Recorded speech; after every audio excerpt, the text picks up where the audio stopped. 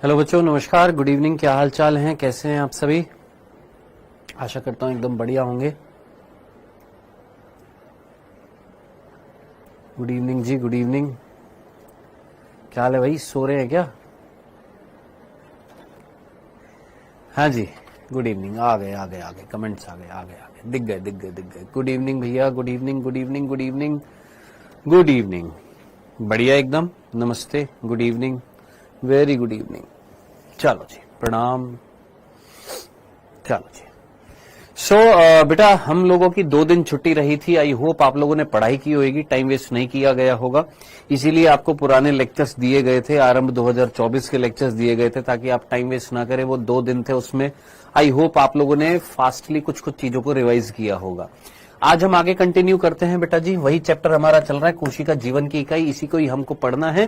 Prokaryotic कोशिका हम पढ़ रहे थे, ट्राई करेंगे आज इस प्रोकैरियोटिक कोशिका को समाप्त करने की।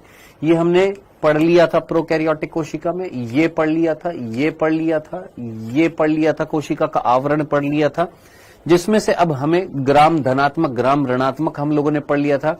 ग्लाइकोकैलिक्स के बारे में बात कर ली थी हम लोगों ने। अब कुछ चीजें हैं जो यहाँ पर ये हमें पढ़नी है, जो रिमेनिंग चीजें हैं वो हमें पढ़नी है। आइए स्टार्ट करते हैं। देखिए, मैंने आपको उस दिन बताया था कोशिका आवरण जो था, वो कोशिका आवरण जो था वो 3 स्तरों से बना हुआ था। सबसे पहले ग्लाइकोकैलिक्स था, सबसे बाहर था। फिर कोशिका भित्ति थी, उसके नीचे, है ना, जो हमारे हिंदी मीडियम के एनसीईआरटी में मिस्टेक थी पुरानी वाली में। फिर उसके नीचे कौन थी? कोशिका झिल्ली थी। ठीक है, हम लोगों ने कहां तक बात कर ली थी? हम लोगों ने इस कोशिका आवरण में ग्लाइकोकैलिक्स पढ़ लिया था, कोशिका भित्ति पढ़ ली थी। नेक्स्ट तीसरा हमें पढ़ना था कोशिका झिल्ली। ये हमें आज स्टार्ट करना है। तो हमें क्या पढ़ना है आज? हमें आज पढ़ना है कोशिका झिल्ली। तीसरा नंबर दूंगा। तीसरा क्यों दूंगा? क्योंकि पहला हमारा ग्लाइकोकैलिक्स था, दूसरा कोशिका भित्ति था, तीसरा हमें पढ़ना है कोशिका झिल्ली। तो हम हेडिंग डालेंगे यहां पर क्या? कोशिका झिल्ली। ये हमें पढ़ना है, कोशिका झिल्ली, जिसको कई सारे नाम दिए जाते हैं। इसको जीव द्रव्य झिल्ली भी बोल दिया जाता है, जीव द्रव्य झिल्ली भी बोल सकते हैं, और भी कई सारे नाम मैंने आपको उस दिन के लेक्चर में बताए थे। ठीक है, plasma membrane, cell membranes, plasmalemma, इस तरीके से कई सारे नाम दिए जाते हैं। ठीक है, तो ये आज तीसरा भाग जो है कोशिका आवरण का, ये हमें पढ़ना है। हाँ जी दोस्त। सर, पुराने बैच कब तक मिलेंगे? बेटा ऑलरेडी डाल दिए, आप चेक करिए, आपके बैच में ऑलरेडी है पुराने लेक्चर्स।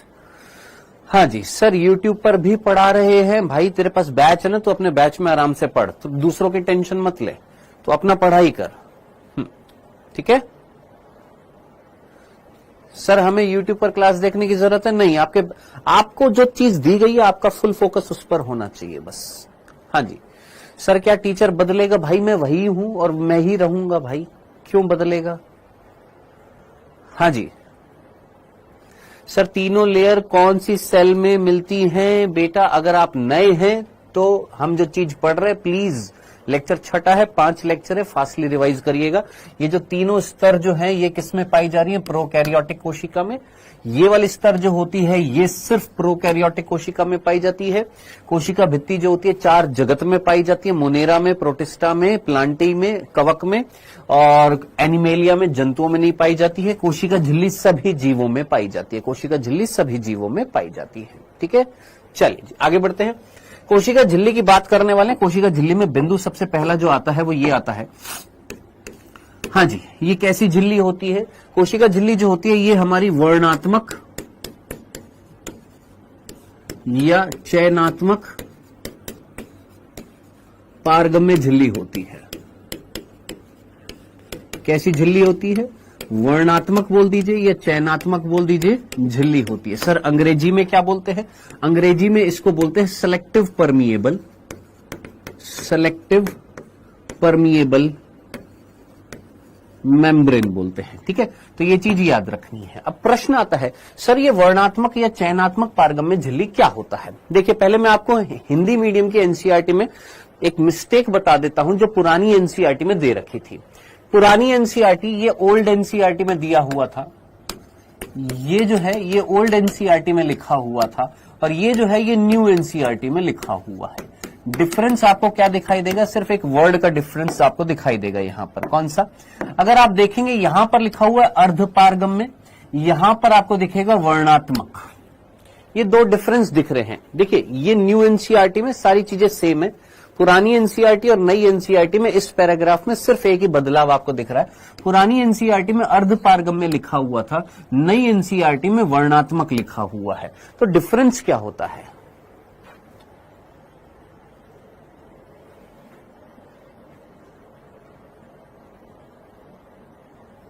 सर आपको ऐप पर बता दिया करो सर, मुझा को समानी आली पाया क्लास। क्या लिख रहा है मेरे भाई? हाँ जी, क्या लिख रहे हो यार तुम यार? है ध्यान क्यों नहीं है पढ़ाई में? क्या लिखे जा रहे हो? है शुभम कुर्मी। और कोई जीवन में और कुछ बचा है? नए हो तो थोड़ा पेशेंस के साथ में पुराने लेक्चर देख लो यार, वहां पर सारी चीजें ऑलरेडी बताई हुई है। अब वही चीज बार बार हर लेक्चर में रिपीट करेंगे तो पढ़ेंगे कब फिर? है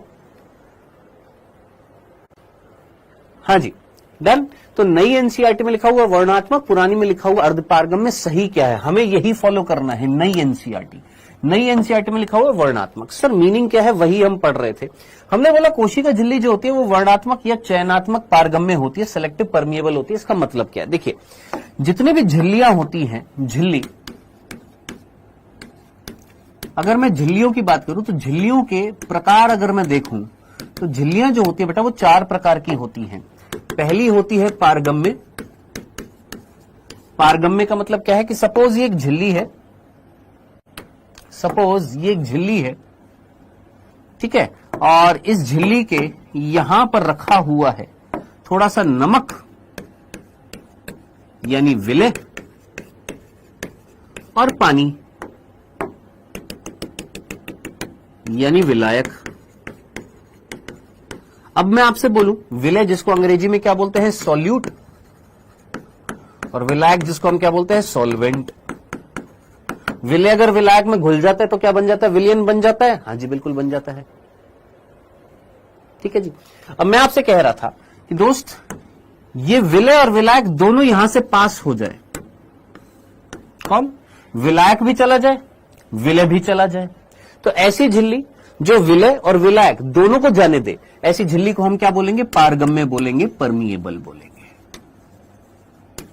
ठीक है सर, इसका एग्जाम्पल क्या होता है? इसका एग्जाम्पल होता है सेल वॉल यानी कोशिका भित्ति। इसका एग्जाम्पल क्या होता है? कोशिका भित्ति होता है। माइकोप्लाज्मा में नहीं मिलती है। सभी जीवाणुओं में या सभी प्रोकैरियोट्स में ग्लाइकोकैलिक्स नहीं होते। कुछ कुछ अपवाद होते हैं, जैसे माइकोप्लाज्मा की कुछ जातियां जिसमें नहीं पाई जाती हैं। ठीक है, उसी प्रकार कुछ बैक्टीरिया है जिनमें नहीं पाई जाती है। जैसे आप पढ़ेंगे ग्रिफिथ का एक्सपेरिमेंट, जहां पर आप 2 प्रकार के प्रभेद पढ़ेंगे, एक आर प्रभेद पढ़ेंगे, एक एस प्रभेद पढ़ेंगे। आर प्रभेद जब आप पढ़ेंगे तो वहां पर बताऊंगा कि वहां पर ग्लाइकोकैलिक्स नहीं थी दोस्त। ठीक है दोस्त, चलिए पारगम्य का मीनिंग समझ में आ गया। पारगम्य का मतलब जो विलेय विलायक दोनों को जाने दे वो होती है पारगम्य। नेक्स्ट दूसरे पर आते हैं। दूसरा जो है वो है अपारगम्य, इम्परमिएबल। अंग्रेजी में बोलते हैं इम्परमिएबल। इम्परमिएबल का मतलब क्या होता है? जो विलेय और विलायक दोनों को ना जाने दे। विलेय और विलायक दोनों को ना जाने दे, दोनों को ना जाने दे। ठीक है, ना ही विलेय को जाने दे रही है, ना ही विलायक को जाने दे रही है। तो ऐसी झिल्ली को हम क्या बोलेंगे? सर अपारगम्य। सर इसके एग्जाम्पल सिंपल, आपने रोटियां देखी होंगी। रोटियों को हम एल्यूमिनियम के फॉइल पेपर के अंदर रखते हैं। हाँ सर, रबड़ होती है, रबड़ ट्यूब में रबड़ होती है, साइकिल की ट्यूब जो होती है उसके अंदर रबड़ होती है, तो वो क्या कहलाती है? सर इम्परमिएबल मेम्ब्रेन्स कहलाती हैं। तो यहां पर आप एग्जाम्पल में आप एल्यूमिनियम फॉइल पेपर जो होता है वो लिख सकते हैं, साथ ही साथ रबड़ लिख सकते हैं। ये हमारे किस चीज के एग्जाम्पल होते हैं? अपारगम्य के। पारगम्य दोनों को जाने दे, अपारगम्य किसी को भी ना जाने दे। नेक्स्ट तीसरे पर आते हैं। तीसरा है अर्धपारगम्य, जो पुरानी एनसीईआरटी में लिखा हुआ था अर्धपारगम्य। सर ये अर्ध पारगम्य क्या होती है? अंग्रेजी में बोलते हैं सेमी परमिएबल। अंग्रेजी में क्या बोलेंगे? Semi permeable. ठीक है सर, पारगम्य मतलब क्या होता है? बेटा मैंने अभी तो बताया आपको, पारगम्य का मतलब जो विलेय और विलायक दोनों को जाने दे। मैं एक झिल्ली हूं, यहां पर मेरे पीछे विलेय भी है विलायक भी है, मेरे से होते हुए विलेय भी चला गया विलायक भी चला गया, दोनों अगर पास हो जाए तो पारगम्य। दोनों में से कोई भी पास ना हो, अपारगम्य। सर इंग्लिश मीडियम में समझाओ। अबे तुम बावला तो नहीं है बे? है सर अर्ध पारगम्य तो सेल वॉल होती है। भाई तुम पढ़ाने दोगे कि नहीं पढ़ाने दोगे? हैं लिटरली मेरे को समझ में नहीं आ रहा। तुम मूर्ख हो क्या क्लास में?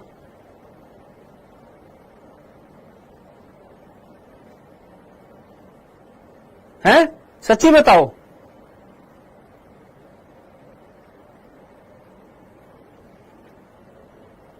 हिले पड़े हो, दिमाग हिला पड़ा है। जब मैं पढ़ा रहा हूं तो ध्यान से सुन क्यों नहीं रहे हो यार?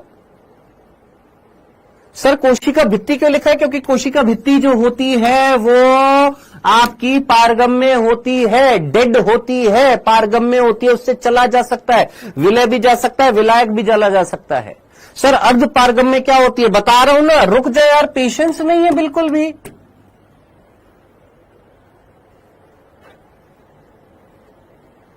कमाल है यार, हद हो गई।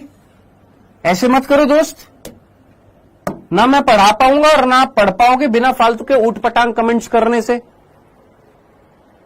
सर हमें सभी सब्जेक्ट इंग्लिश मीडियम में चाहिए, तो बैच बंद कर दे अपना और जाकर इंग्लिश मीडियम में पढ़ ले। ये हिंदी मीडियम का बैच है। हाँ जी, अर्ध पारगम्य क्या होती है? सेमी परमिएबल क्या होती है? याद रखना, वे झिल्ली जो केवल विलायक को जाने दे, आर पार जाने दे।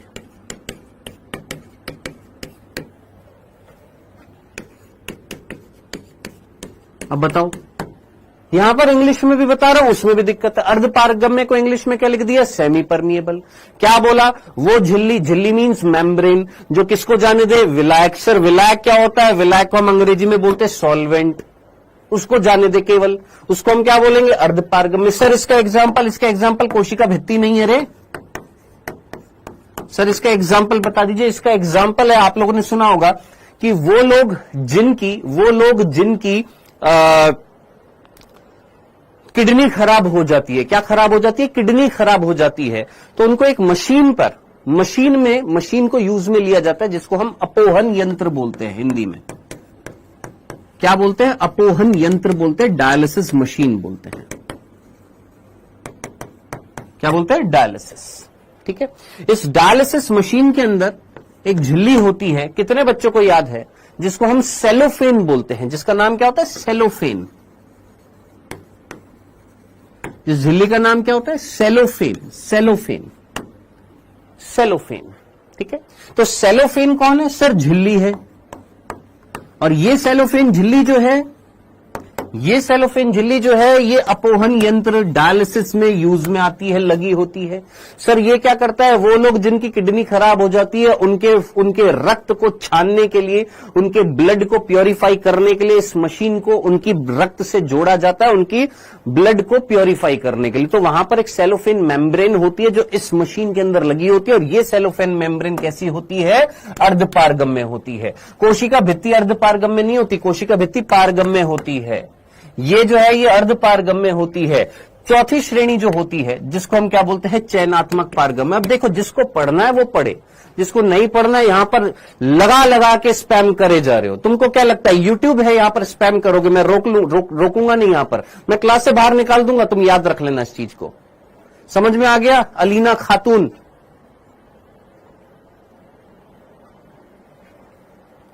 समझ में आ गई बात?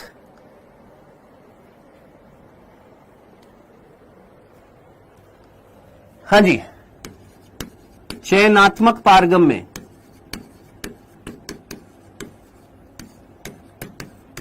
टूट पड़ते हो एकदम से, समझने की कोशिश नहीं कर रहे कि फ्लो बन रहा है, टीचर पढ़ा रहा है, उसकी बातें सुन ले, चीज को सुन ले, समझ ले। नहीं, हमको पढ़ना नहीं है, बस डिस्टर्ब करना है। चयनात्मक पारगम्य, जिसको हम क्या बोलते हैं, सेलेक्टिव परमिएबल। इसी चयनात्मक पारगम्य को हिंदी में दूसरा नाम बोलते हैं वर्णात्मक पारगम्य। अब ये क्या है, इसको समझना था। मैंने बोला ये एक झिल्ली है, मैंने बोला ये एक झिल्ली है और इस झिल्ली के यहां पर सोडियम आयन है। कौन से आयन है? सोडियम आयन है और पोटेशियम आयन है। कौन से आयन है? पोटेशियम आयन है। और साथ ही साथ यहां पर जल है। कौन है? जल है। अब इतना तो मैं एक्सपेक्ट कर सकता हूं कि आप मुझे आंसर दें कि जल यहां पर विलय है कि विलायक है। जल्दी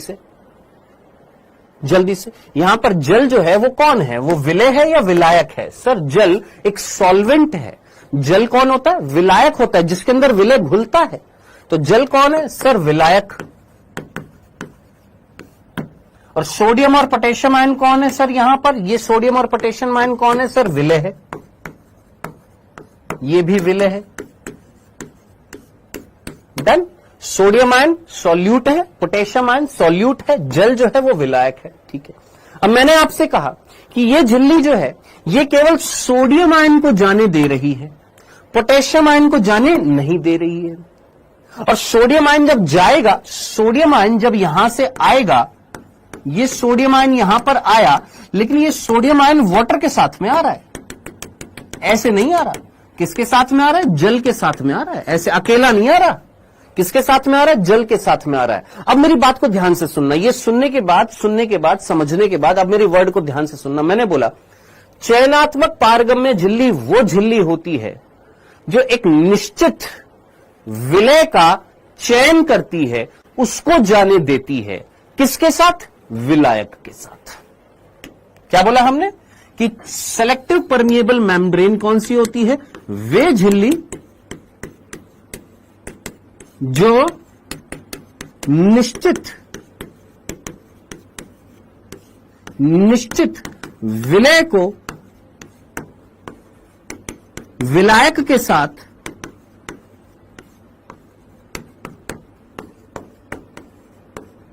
पास होने देती है, जाने देती है।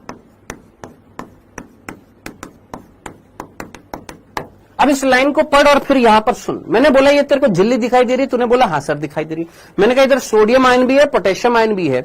ये झिल्ली केवल सोडियम आयन को जाने दे रही है, पोटेशियम आयन को जाने नहीं दे रही। यानी इस झिल्ली ने सेलेक्ट किया। हां सर। किसको सेलेक्ट किया? सोडियम आयन को। पोटेशियम आयन को सेलेक्ट नहीं किया, केवल सोडियम आयन को जाने दे रही है। लेकिन क्या सिर्फ सोडियम आयन जा रहा है? सिर्फ विलय जा रहा है? नहीं सर, विलय के साथ विलायक भी जा रहा है, यानी जल भी जा रहा है। तो ऐसी झिल्ली को हम क्या बोलते हैं? चयनित पारगम्य बोलते हैं। कुछ गिने चुने पदार्थों को ही जाने दे, सभी को जाने नहीं दे रही। किसी स्पेसिफिक सॉल्यूट को वो सेलेक्ट करती है कि इसको जाने देना। अब मेरे को पता आपका प्रश्न क्या बनेगा, सर इसने पोटेशियम आयन को जाने क्यों नहीं दिया? आखिर इस झिल्ली में ऐसा कौन बैठा है जो ये तय कर रहा है कि सोडियम आयन जाएगा, पोटेशियम आयन नहीं जाएगा? तो ये तय करने का काम, ये चयन करने का काम, ये सेलेक्ट करने का काम, ये चयन करने का काम, ये सेलेक्ट करने का काम कौन करता है? इस झिल्ली के अंदर बैठे हुए प्रोटीन्स। इस झिल्ली में क्या मिलते हैं? प्रोटीन्स मिलते हैं जो चयन करते हैं कि किसको जाना है और किसको नहीं जाने देना है। आई बात समझ में? तो कुल मिलाकर ये 4 प्रकार की आपकी झिल्लियां होती हैं, जिसमें 3 का उदाहरण मैंने आपको बताया। पारगम्य का कोशिका भित्ति, अपारगम्य कोई भी एक झिल्ली जो किसी को भी ना जाने दे, ना पानी को जाने दे, ना लवण को जाने दे, यानी ना विलय को जाने दे, ना विलायक को जाने दे। अर्धपारगम्य जो केवल विलायक को जाने दे, केवल सॉल्वेंट को जाने दे, केवल सॉल्वेंट को जाने दे, विलायक को जाने दे, विलय को ना जाने दे। और चयनित पारगम्य जो एक निश्चित विलय को जाने दे, लेकिन किसके साथ में? विलायक के साथ में।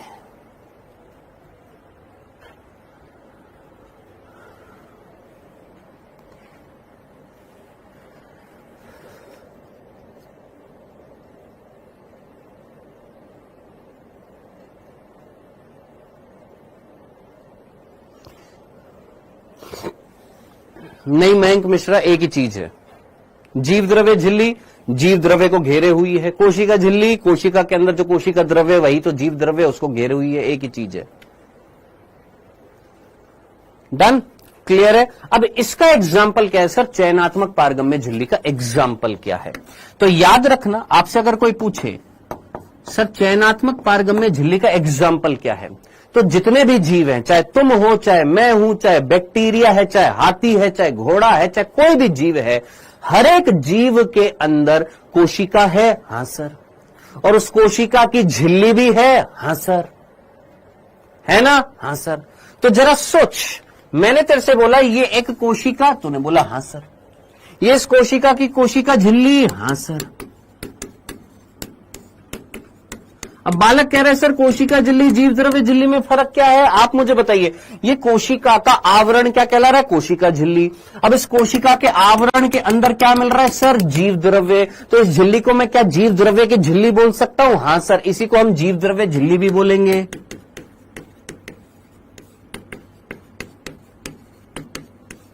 Done, clear. अब आप मुझे बताइए, अंदर ये केंद्रक है, ये क्या कहलाएगी? केंद्रक झिल्ली। अब क्या केंद्रक झिल्ली को, केंद्रक झिल्ली, ये यहां पर मान लो ये एक अंगक मिल रहा है, मान लो ये लाइसोसोम मिल रहा है। कौन मिल रहा है? ये लाइसोसोम।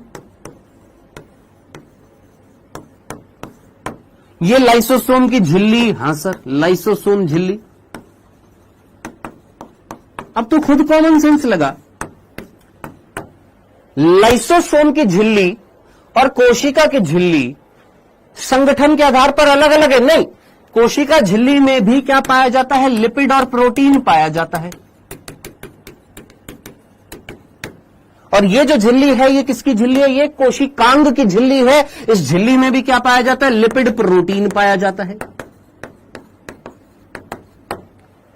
तो कोशिका की झिल्ली, ये जीव द्रव्य झिल्ली, केंद्रक की झिल्ली, कोशिकांग की झिल्ली, ये जितनी भी झिल्लियां हैं, क्या ये एक जैविक कोशिका में मिल रही हैं? ये एक सजीव कोशिका में मिल रही हैं? इन सारी झिल्लियों को हम बोलते हैं जैविक झिल्ली।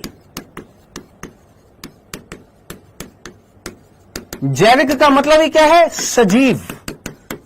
एक सजीव का मतलब जो किससे बनी हुई? कोशिका से बनी हुई। तो इसका उदाहरण क्या हो जाएगा? जैविक झिल्ली। अब उस जैविक झिल्ली में कोशिका की झिल्ली भी आएगी, उस जैविक झिल्ली में कोशिका की झिल्ली भी आएगी, कोशिकांग की झिल्ली भी आएगी। जितनी भी झिल्ली कोशिका में मिल रही है, कोशिका के अंदर मिल रही है, वो सारी की सारी क्या कहलाती है? जैविक झिल्ली कहलाती है। और जैविक झिल्लियां जो होती हैं वो कैसी होती हैं? चयनात्मक पारगम्य होती हैं, या जिनको हम वर्णात्मक पारगम्य बोलते हैं। अब जरा सोच, यहां पर क्या लिखा हुआ था? हमने बोला हम प्रोकैरियोटिक कोशिका पढ़ रहे हैं। प्रोकैरियोटिक कोशिका की क्या पढ़ रहे हैं? कोशिका झिल्ली। कोशिका झिल्ली कैसी है? वर्णात्मक या चयनात्मक पारगम्य? सर चयनात्मक पारगम्य का मतलब मैंने बोला झिल्ली के पहले प्रकार पढ़ लेते हैं। 4 प्रकार की झिल्लियां हैं। जो विलय विलायक दोनों को जाने दे पारगम्य, दोनों को ना जाने दे अपारगम्य, केवल विलायक को जाने दे अर्धपारगम्य, कि एक निश्चित विलय को जाने दे विलायक के साथ, यानी चयन किया, चयनात्मक पारगम्य। ये चयनात्मक पारगम्य झिल्ली के उदाहरण क्या है सर? जैविक झिल्ली। जैविक झिल्ली का मतलब ये कोशिका, इस कोशिका में जितनी भी झिल्लियां मिल रही हैं, अब चाहे वो कोशिका की झिल्ली हो, कोशिका के अंदर जो कोशिकांग है उनकी झिल्ली हो, वो सारी झिल्लियां क्या कहलाती हैं? जैविक झिल्ली कहलाती हैं।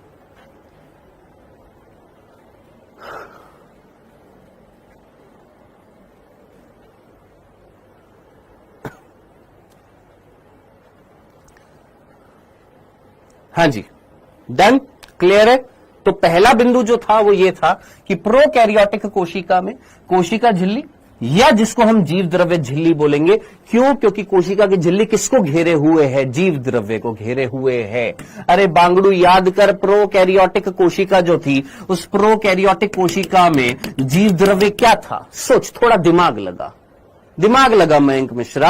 एक प्रोकैरियोटिक कोशिका में जीव द्रव्य क्या था? सर यही कोशिका द्रव्य को हमने जीव द्रव्य बोला था। तो जीव द्रव्य को घेरे हुए कौन है? सर जीव द्रव्य झिल्ली। और ये जीव द्रव्य झिल्ली जो जीव द्रव्य को घेरे हुए है, कोशिका झिल्ली जो कोशिका को घेरे हुए, चीज तो एक ही है ना मेरे भाई।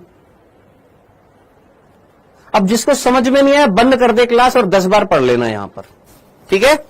तुम अपना नाम बताओ पहले तो यहां पर क्लास में आकर जो स्पैम कर रहे हो।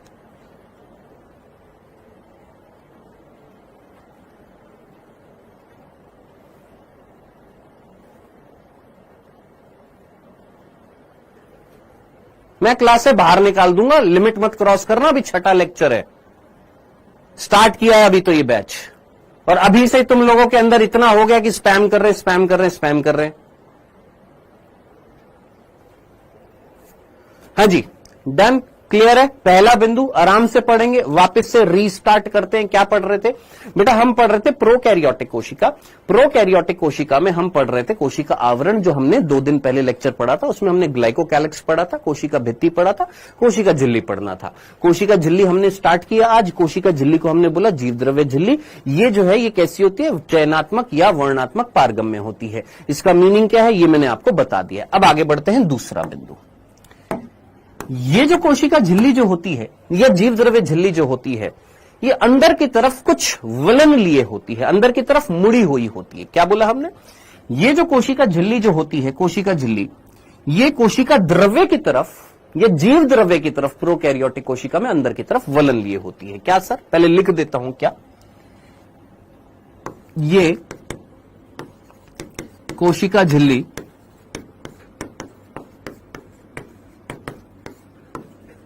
कोशिका द्रव्य की तरफ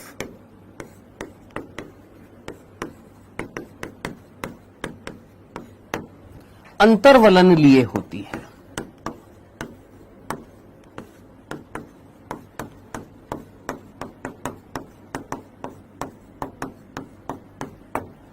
ठीक है, क्या मीनिंग है सर? बहुत सिंपल तरीके से मैंने बोला, मान लो ये प्रोकैरियोटिक कोशिका थी और इस प्रोकैरियोटिक कोशिका की ये कौन थी? कोशिका झिल्ली थी। आपने बोला ठीक है। अब मैंने बोला ये प्रोकैरियोटिक कोशिका की जो कोशिका झिल्ली है वो अंदर की तरफ मुड़ गई है इस तरीके से। क्या मैं इसको यही तो बोलूंगा? इस डायग्राम को देखकर यही बोलूंगा ना कि भैया ये प्रोकैरियोटिक कोशिका, उसकी ये कोशिका झिल्ली, और ये कोशिका झिल्ली किधर की तरफ मुड़ी? सर अंदर की तरफ। अंदर कौन मिल रहा है? सर कोशिका द्रव्य। तो यही तो लिखूंगा ना भाई, क्या कि ये मीन्स कोशिका झिल्ली क्या कर रही है? कोशिका झिल्ली कोशिका द्रव्य की तरफ। कहां पर? अंदर की तरफ। कोशिका द्रव्य की तरफ क्या कर रही है? सर अंतर्वलन। अंतर्वलन का मतलब अंतर मीन्स अंदर की तरफ, वलन का मतलब घुमाव, यानी अंदर की तरफ फोल्ड कर रही है, यानी अंग्रेजी में बोलेंगे इनर फोल्ड। फोल्ड का मतलब मुड़ गई है। कहां पर? अंदर की तरफ। इतनी सी बात, इतनी सी बात। तो अब पढ़ो अनामिका, बार बार यहां पर स्पैम क्या कर रही हो तुम यहां पर क्लास में? तुमको नहीं समझ में आ रहा है, इसमें तुम्हारी गलती है ना। हर चीज के लिए स्पैम मत करा करो। हाँ जी, अंदर की तरफ वलन ले रही है, जिसको हम क्या बोल रहे हैं सर? अब ये जो अंतर वलन है इनको क्या कहा जाता है? ये जो अंदर की तरफ वलन है, देखिएगा, ये जो कोशिका झिल्ली के अंतर्वलन जो है, इन अंतर्वलनों को क्या कहा जाता है? ये कोशिका झिल्ली के अंतर्वलनों को क्या कहा जाता है? कोई बताएगा? मीजोसोम्स। सर कोशिका झिल्ली में कार्बोहाइड्रेट्स भी पाया जाता है। यस मेरे भाई, कार्बोहाइड्रेट्स भी पाया जाता है। अलग अलग कोशिकाओं में कार्बोहाइड्रेट की संख्या अलग अलग होती है, परसेंटेज अलग अलग होता है। ठीक है, जब हम पढ़ेंगे आरबीसी 52% प्रोटीन होएगा, 40% लिपिड होएगा और 8% में अन्य पदार्थ आ जाएंगे, जिसमें आपके कार्बोहाइड्रेट्स भी होंगे और साथ साथ आपके लवण भी होंगे। हाँ जी, इन अंतर्वलनों को क्या कहा जाता है? मीजोसोम्स। नहीं, क्या सर हमने तो यही पढ़ा था। ये अंतर्वलन 2 प्रकार के होते हैं। एक होते हैं जिनको हम क्या बोलते हैं? मीजोसोम्स। एक होते हैं मीजोसोम्स और एक होते हैं वर्णकी लवक। ध्यान से सुनना। क्या ये जो कोशिका झिल्ली जो अंदर की तरफ मुड़ रही थी, ये 2 प्रकार की संरचनाएं बनाती है। एक का नाम होता है मीजोसोम और एक कहलाते हैं वर्णकी लवक। अब ये क्या होते हैं वही तो पढ़ना है। अंग्रेजी में क्या बोला जाता है? मीजोसोम को मीजोसोम, और मैंने आपको बता दिया था हिंदी मीडियम में मीजोसोम को एक जगह मीजोजोम भी लिखा हुआ, तो कंफ्यूज मत हो जाएगा, एक ही चीज। वर्णकी लवक को अंग्रेजी में बोला जाता है क्रोमैटोफोर।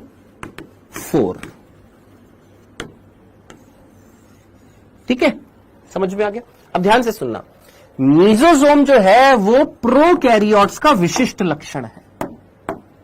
बातें ना करते हो अगर यहां पर ध्यान से सुनेंगे ना तो चीज भी समझ में आएगी, नहीं तो सिर्फ यही लिखेगा शायद समझ में नहीं आया। ये प्रोकैरियोट्स का विशिष्ट लक्षण है।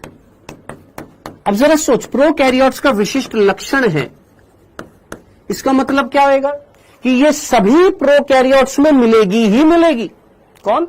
मीजोसोम सभी प्रोकैरियोट्स में मिलेगा, चाहे वो बैक्टीरिया हो, चाहे नीलहरित शैवाल हो, चाहे आपका माइकोप्लाज्मा हो, चाहे आध्य बैक्टीरिया हो, सभी के अंदर मीजोसोम मिलेगा ही मिलेगा। क्यों? क्योंकि ये एक विशिष्ट लक्षण है और ये हमने पढ़ा था, याद आ रहा है? 2 विशिष्ट लक्षण याद आ रहे? एक अंतःविशिष्ट पिंड पढ़ा था और दूसरा क्या था? मीजोसोम था ना। लेकिन ये विशिष्ट लक्षण नहीं है, ये सभी प्रोकैरियोट्स में नहीं मिलेगा। ये केवल और केवल किसमें पाया जाएगा? ये प्रकाश संश्लेषी प्रोकैरियोट्स में पाए जाएंगे। ये किसमें पाए जाएंगे? प्रकाश संश्लेषी प्रोकैरियोट्स में पाए जाएंगे। ऐसे प्रोकैरियोट्स जो प्रकाश संश्लेषण करेंगे। सर एग्जाम्पल, आप सोचिए इसका एग्जाम्पल क्या होएगा? कौन से ऐसे प्रोकैरियोट्स हैं जिनमें प्रकाश संश्लेषण होता है, फोटोसिंथेसिस होता है? सोच, नील हरित शैवाल, जिनको शॉर्ट में हम क्या बोलेंगे? Blue green algae, BGA। और कौन हो सकते हैं? सर हरे, सर बैंगनी जीवाणु। अब हमारी एनसीईआरटी में वर्णकीय लवक का उदाहरण सिर्फ और सिर्फ BGA दे रखा है, ये दोनों नहीं दे रखे हैं। लेकिन आप थोड़ा सा कॉमन सेंस लगाइए और सोचिए, मैं आपको इतनी सी बात बोल रहा हूं, ये वो संरचनाएं हैं जिनके अंदर वर्णक होते हैं। वर्णक यानी पिगमेंट्स, जैसे आपने क्लोरोफिल नाम सुना होगा, क्लोरोफिल है ना 9th क्लास में। तो वर्णकीय लवक वो होते हैं जिनमें वर्णक होते हैं, जो फोटोसिंथेसिस कराएंगे। अब फोटोसिंथेसिस केवल नील हरित शैवाल में होता है? नहीं, हरे बैक्टीरिया में भी होता है, बैंगनी बैक्टीरिया में भी होता है। इनमें भी क्या होता है? प्रकाश संश्लेषण होता है। हमारी एनसीईआरटी में केवल और केवल ब्लू ग्रीन एल्गी लिखा हुआ है, लेकिन अगर आप चाहें तो इतना दिमाग लगाकर यह भी सोच सकते हैं कि इनमें भी क्या पाए जाएंगे? वर्णकीय लवक पाए जाएंगे। अब क्या है, एक एक करके पढ़ते हैं। सबसे पहले हम बात करेंगे यहां पर किसकी? मीजोसोम की। किसने खोजा, क्या किया? कुछ नहीं, कुछ नहीं। मैंने पीएचडी नहीं करनी है, फालतू का ज्ञान नहीं। जो है एनसीईआरटी बेस्ड चीज है वो पढ़नी है। जो बिंदु जो मीजोसोम से संबंधित है वो पढ़ने हैं। सबसे पहला बिंदु, आपको इतनी बात तो क्लियर हो गई होगी मीजोसोम में कि मीजोसोम क्या होता है? कोशिका झिल्ली का अंतर्वलन होता है। ये बार बार लिख देते हैं ताकि जब नोट्स बनाए तो लिख लीजिएगा, कोशिका झिल्ली के अंतर्वलन।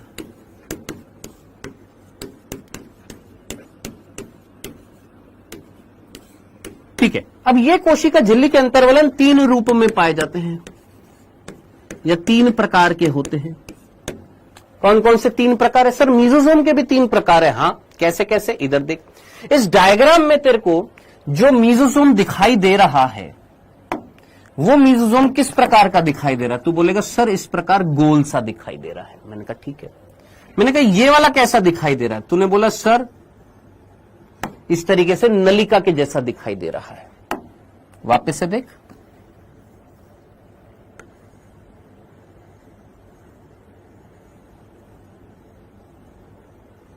इस तरीके से नलिका के जैसा दिखाई दे रहा है। ये नलिका के जैसा दिखाई दे रहा है। ठीक है जी। और कैसा दिखाई दे रहा है सर? एक दिखाई दे रहा है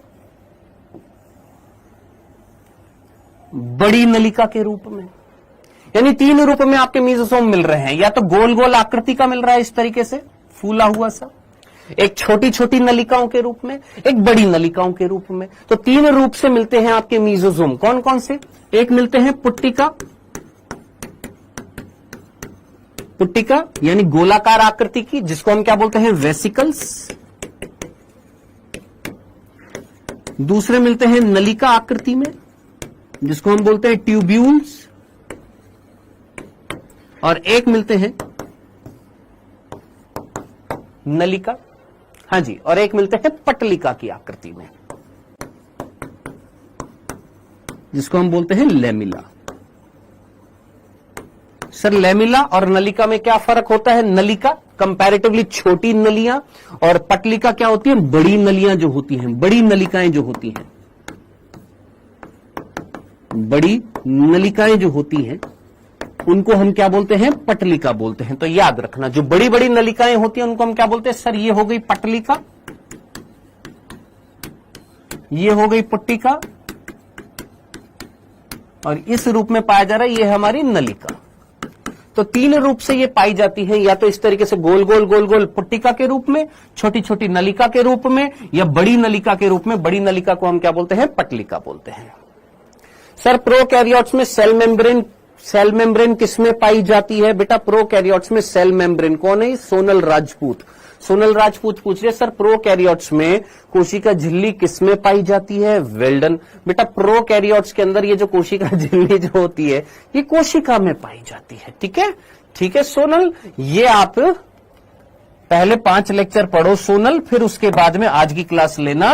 पहले जितने भी नए बच्चे हैं आपसे मेरी बड़े हाथ जोड़कर विनती है, रिक्वेस्ट है, आग्रह है कि भैया जो पुराने लेक्चर हो गए हैं प्लीज उनको पहले पढ़ लो। उसके बाद में आप अगर अभी नया एडमिशन लिया है तो पहले पुराने लेक्चर पढ़ लो, क्योंकि अगर आप बीच में पढ़ोगे, छठे लेक्चर में पढ़ोगे तो कुछ कुछ चीजें आपको समझ में नहीं आएगी, फिर आप स्पैम करोगे, फिर मैं आपको डांटूंगा, फिर आपको लगेगा सर ने हमको डांट दिया। तो डांटा नहीं है, एक्चुअली जो चीज है वो ये है कि आपने 4 या 5 दिन बाद में एडमिशन लिया है, अब आप आज पढ़ेंगे तो वो चीज आपको समझ में नहीं आएगी। इसीलिए पहले अपनी पुरानी चीजें कवर कर लो। 4-5 दिन का 2 दिन की छुट्टी थी, आई होप कर लेना चाहिए था, नहीं करा है तो जल्दी से कर लीजिएगा लेक्चर को रिवाइज। आइए, हाँ जी, तो मीजोजोम क्या है ये समझ में आ गया, मीजोजोम कितने प्रकार के मिल रहे हैं ये समझ में आ गया। अब ये मीजोजोम का कार्य क्या है, कार्य क्या करते हैं,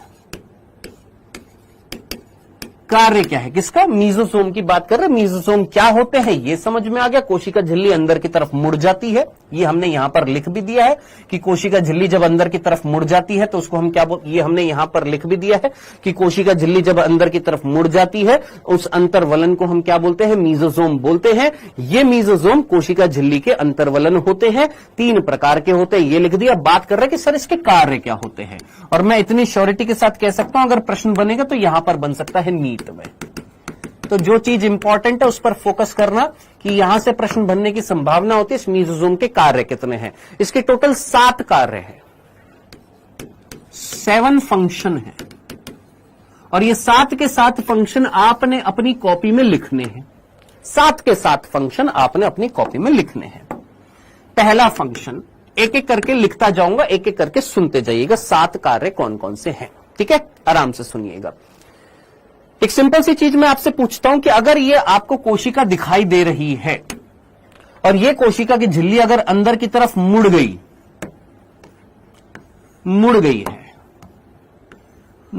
है, तो क्या अंदर क्षेत्रफल बढ़ रहा है कि कम हो रहा है? सोचो, क्षेत्रफल जो है वो बढ़ रहा है या कम हो रहा है अगर कोशिका झिल्ली अंदर की तरफ मुड़ गई है? तो जल्दी से आराम से, ये कोशिका झिल्ली अंदर की तरफ मुड़ गई है तो क्षेत्रफल बढ़ रहा है या कम हो रहा है? बालक बोल रहे सर कम हो रहा है। वेल डन, बहुत ही बढ़िया, क्षेत्रफल जो है वो कम हो रहा है। वेरी गुड, बहुत ही बढ़िया। चलो एक सिंपल से एग्जांपल से आपको पूछता हूं मैं। मेरे पास कोई पन्ना है, पन्ना, एक सेकंड रुक जाओ। मेरे पास कोई कागज है, कागज, रुक जाओ, मिल गया कागज। चलो जी, एक कागज दिखाई दे रहा है आपको? हाँ सर ये कागज हमको दिखाई दे रहा है। मैंने कहा ठीक है, इस कागज को मैंने यहां पर बना दिया। जितने भी बालक थे जो कह रहे थे नहीं सर क्षेत्रफल कम हो रहा है, तुमसे ही पूछूंगा। ये रहा कागज, दिख रहा है? हाँ सर, ठीक है सर, ओके। इस कागज को मैंने ऐसे कर दिया आपके सामने, इस कागज को मैंने ऐसे रख दिया है। ठीक है सर, आपने इस कागज को ऐसे रख दिया है, कोई दिक्कत तो नहीं है? आराम से समझ, पूरा साल भर है, अपने बेसिक्स क्लियर करेगा तो ही चीजें समझ में आएंगी। पहले कागज ऐसे रखा हुआ था, अब कागज को मैंने ऐसे फोल्ड करके ऐसे रख दिया है। ठीक है, ओके सर। मैंने इसके ऊपर कुछ बूंदे डाली लाल रंग की एक स्याही डाल दी है। इतना सा जो क्षेत्र जो था यहां पर ये लाल रंग की स्याही गिर गई है। डन। डाई जो थी लाल रंग की यहां पर डाल दी, वो लाल रंग की डाई जो थी इतना एरिया कवर कर ली, कितना, इतना। ठीक है सर, ओके, कोई दिक्कत तो नहीं है, ठीक है। अब मैंने इस पेज को फोल्ड कर दिया ऐसे, ये पेज था पहले ऐसे, अब मैंने इसको इस तरीके से फोल्ड कर दिया, दिख रहा है ना, इस तरीके से फोल्ड कर दिया, फोल्ड कर दिया, ऐसे था, अब मैंने इसको इस तरीके से फोल्ड कर दिया। ठीक है सर, कोई तकलीफ नहीं, इस तरीके से मैंने फोल्ड कर दिया। ठीक है, ओके सर। अब मैंने ऊपर से डाई डाली यहां पर, ओके जी। अब डाई जो है सरकते सरकते यहां तक पहुंची, यहां तक पहुंची, यहां तक पहुंच गई है। ठीक, अब इस पेज को जब मैंने खोला, वापस से सीधा किया, तो आप मुझे बताइए, ये पेज जब मैं सीधा करूंगा, ये पेज जब मैं सीधा करूंगा, सीधा करने के बाद आप मुझे बताना, क्या यहां पर डाई उतने ही एरिया में होएगी या थोड़ा ज्यादा एरिया कवर कर लेगी? सर ज्यादा एरिया कवर कर लेगी। क्यों? क्योंकि आपने जब फोल्ड कर दिया तो इधर की तरफ कई सारी दिशाओं से यहां से डाई कई सारे एरिया पर चिपक गई थी। तो अब आप मुझे बताइए, फोल्ड करने से, इस तरीके से कागज को फोल्ड करने से जो क्षेत्रफल जो था, उस क्षेत्रफल यानी सरफेस एरिया किसका, डाई से जुड़ने का सरफेस एरिया बढ़ गया कि घट गया? सर बढ़ गया। यही तो मैंने तेरे से पूछा था अभी क्वेश्चन में कि कहीं ना कहीं जब कोशिका के अंदर वलन क्रिएट हो जाते हैं, अरे ये तो कम से कम यार, ये तो मतलब 9th क्लास में चीज आ जाती है, तुमने पढ़ा होगा, याद करो, हमारी आंतों के अंदर कुछ अंकुर होते हैं, इस तरीके से हमारी आंत होती है। हाँ सर, उस आंतों के अंदर इस तरीके से अंकुर होते हैं, अंकुर, विलाइज, माइक्रोविलाइज, इस तरीके से पढ़ा था, है जो क्या करते हैं सर, क्षेत्रफल बढ़ाते हैं, है ना। तो हम यहां पर यही तो लिख रहे हैं क्या, ये जो मीजोसोम्स जो होते हैं ये क्या करते हैं सर, ये मीजोसोम्स जो होते हैं ये क्षेत्रफल बढ़ा देते हैं, कोशिका का क्षेत्रफल जो है बढ़ा देते हैं। क्या ये पहला बिंदु क्लियर है? ठीक है तारिक खान, ओके मेरे भाई, डन। चले, सरफेस एरिया जो है इंक्रीज कर दिया। दूसरा, अब जरा सोच, अगर सरफेस एरिया, क्षेत्रफल अगर बढ़ रहा है, ये जो कोशिका जो थी अगर अंदर की तरफ मुड़ रही है, तो एरिया अगर बढ़ रहा है तो वहां पर चीज ज्यादा स्टोर हो सकती है। हाँ सर, यहां पर कुछ चीजों को स्टोर किया जा सकता है। हाँ सर, किसको स्टोर किया जा सकता है? यहां पर एंजाइमों को स्टोर किया जा सकता है। एंजाइम्स को ज्यादा से ज्यादा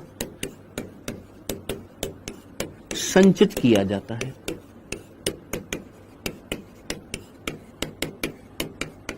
अब आप बोलेंगे क्यों, किस लिए एंजाइमों को यहां पर हमने स्टोर कर दिया, यहां पर हम एंजाइम्स क्यों भर रहे हैं, किस लिए भर रहे हैं एंजाइम? ध्यान से देखिएगा, आप में से कितने बच्चों को याद है genomic DNA?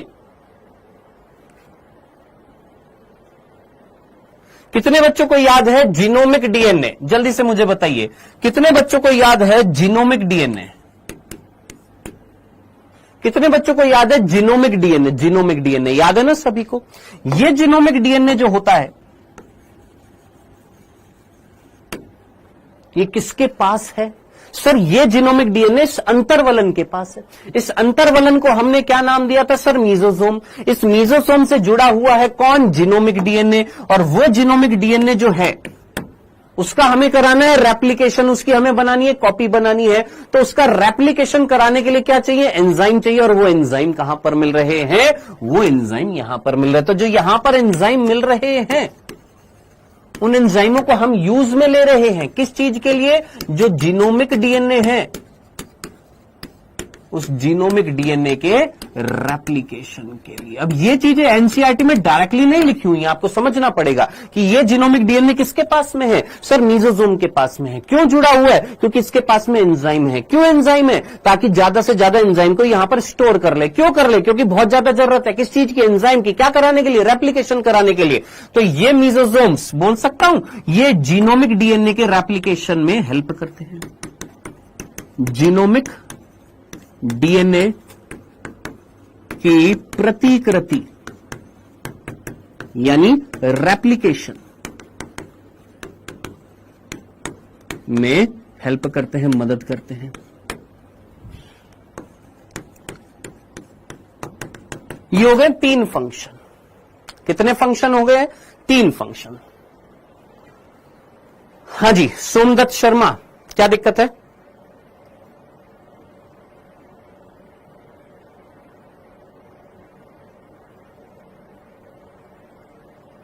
Shubham Kurmi, starting में जब बैच स्टार्ट होता है ना तो कुछ आंगड़ू बांगड़ू चांगड़ू आते हैं जो बिना फालतू की स्पैमिंग करते हैं, अनवांटेड करते हैं, और मैं उनको स्टार्टिंग में वार्निंग देता हूं कि मत करो। फिर भी वो नहीं मानते तो 3, 4, 5, 6, चलो 10, 12 क्लास तक मैं उनको टॉलरेट करता हूं कि चलो सीख जाएगा, मान जाएगा बच्चा। फिर भी जब नहीं मानते हैं, फिर भी लगातार वही चीज करते, तो फिर मैं उनको क्लास से ब्लॉक करवा देता हूं। तो अगर आप चाहते हैं कि आप भी उसी श्रेणी में आना चाहते हैं तो आपसे निवेदन रहेगा कि प्लीज अननेसेसरी फालतू के कमेंट्स मत करिएगा, ठीक है? हाँ जी,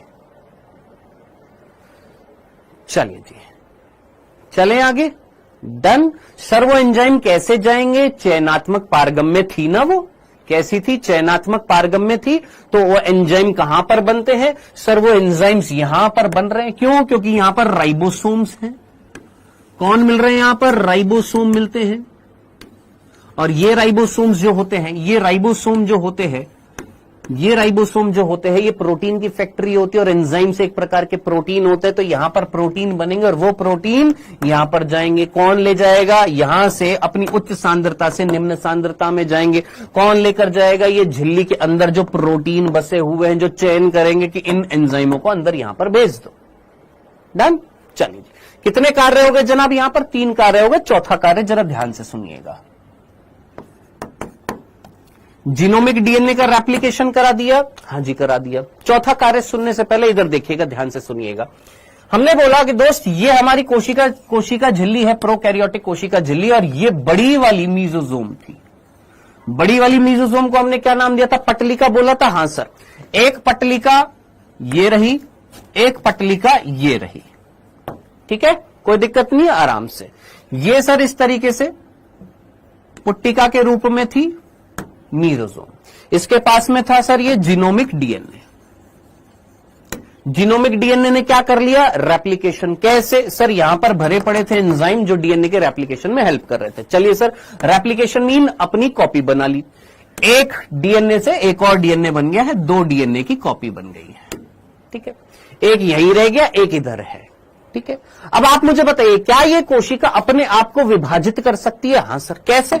ये इसकी जो बड़ी बड़ी मीजोसोम जो थी, जिसको हमने पटलिका बोला था, ये अंदर की तरफ और मुड़ गई, ये भी मुड़ गई, ये भी मुड़ गई, ये भी मुड़ रही, और मुड़ते मुड़ते मुड़ते मुड़ते मुड़ते मुड़ते मुड़ते इन्होंने कोशिका द्रव्य को क्या कर दिया सर? विभाजित कर दिया है। अब कोशिका द्रव्य अगर विभाजित हो जाएगा तो दिमाग लगा, क्या मैं बोल सकता हूं कि ये कोशिका 2 भागों में बट गई? हाँ सर, बिल्कुल बट गई। तो क्या मीजोसोम विभाजन में हेल्प कर रहा है? बिल्कुल। तो चौथा कार्य क्या हो जाएगा कि ये मीजोसोम कोशिका विभाजन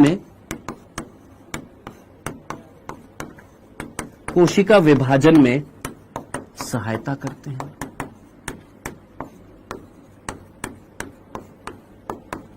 किसमें सहायता करते हैं सर? कोशिका विभाजन में सहायता करते हैं। डन यहां तक की बात। 4 फंक्शन, 5वें पर आते हैं।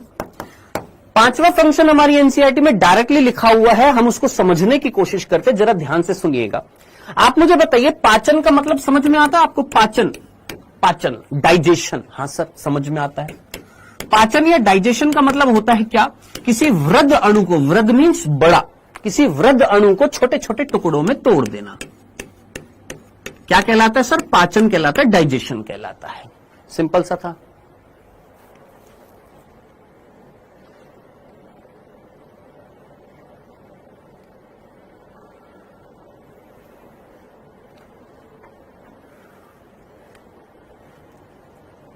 इसको क्लास से बाहर निकालिएगा। EST 1920 DFT। कोशिका का एरिया कम हो जाता है, कोशिका भित्ति का एरिया बढ़ जाता है। मैं ना क्लास में से ही ऑनलाइन पिटाई भी कर देता हूं। समझ में आई? समझ में आई? बात समझ में आ रही है तेरे को?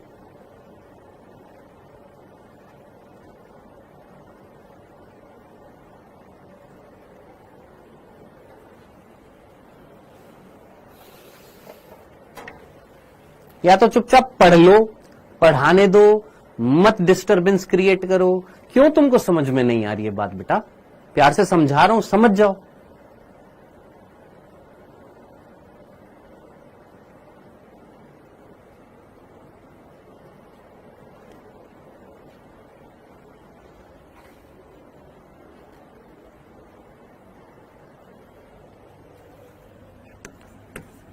पाचन का मतलब क्या होता है सर? बड़ी चीज को छोटे छोटे टुकड़ों में तोड़ देना, इसको हम क्या बोलते हैं? पाचन बोलते हैं। ठीक है सर।